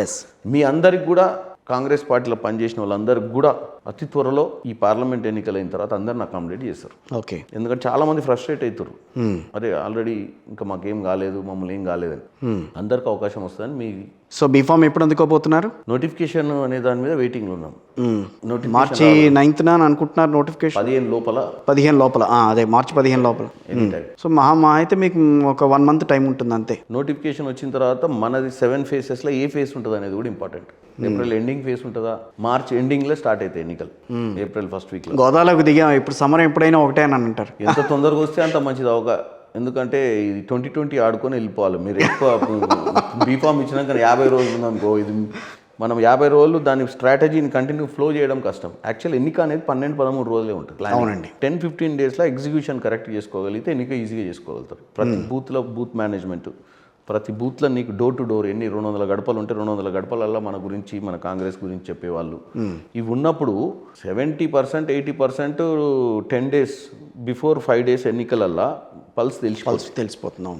ఏది ఎస్పెషల్లీ పార్లమెంట్ ఎన్నికలకు అప్పటికి వేవ్ సెట్ అయింది. సో మీరు ఎదుర్కొనే సవాళ్ళు అయితే ఏం లేవు ప్రస్తుతానికి? నేను ఎదుర్కొనే సవాళ్ళు అయితే ఏం లేవు, ఎవరితోనూ మీకు విభేదాలు లేవు. భువనగిరికి సంబంధించి మీరు ఎంపీ కాబోతున్నారు. 100%. ఎంపీ అయిన తర్వాత మళ్ళీ సిగ్నేచర్ స్టూడియోస్కి వస్తారు, నాకు ఇంటర్వ్యూ ఇస్తారు. 100%. ఇస్తారా, ఇవ్వరా? 100% ఇస్తారా? 100%. Right. Thank you very much sir. Okay, thank you. I wish you all the best for your future. మీరు గెలవాలని కోరుకుంటున్నాం. మీరు మళ్ళీ నాతో సిగ్నేచర్ స్టూడియోలో కూర్చుంటారని చెప్పి నేను ఆశిస్తున్నాను. 100% సిగ్నేచర్ స్టూడియో ఈ ఇంటర్వ్యూ తోటి నా భువనగిరి నియోజకవర్గంలో ఉన్నటువంటి ప్రజలకు చాలా మందికి నేను పరిచయం ఉండకపోవచ్చు. ఎందుకంటే 15-16 లక్షల మంది ఓటర్లు, కాంగ్రెస్ కార్యకర్తలు, కాంగ్రెస్ మండల పార్టీకి నన్ను గుర్తుపడతారు. కానీ మీ ఛానల్ ద్వారా నా గురించి అంటే నా ఫోకస్ ఏంది, నేను ఎవరు అనే దాన్ని పరిచయం చేసినట్టు ఉంటుంది అని చెప్పి ఆలోచిస్తూ తప్పకుండా మళ్ళీ అవకాశం ఇచ్చి నన్ను ప్రమోట్ చేసినందుకు మళ్ళీ మీ దగ్గరకు వస్తాం. Thank you very much sir. Thank you.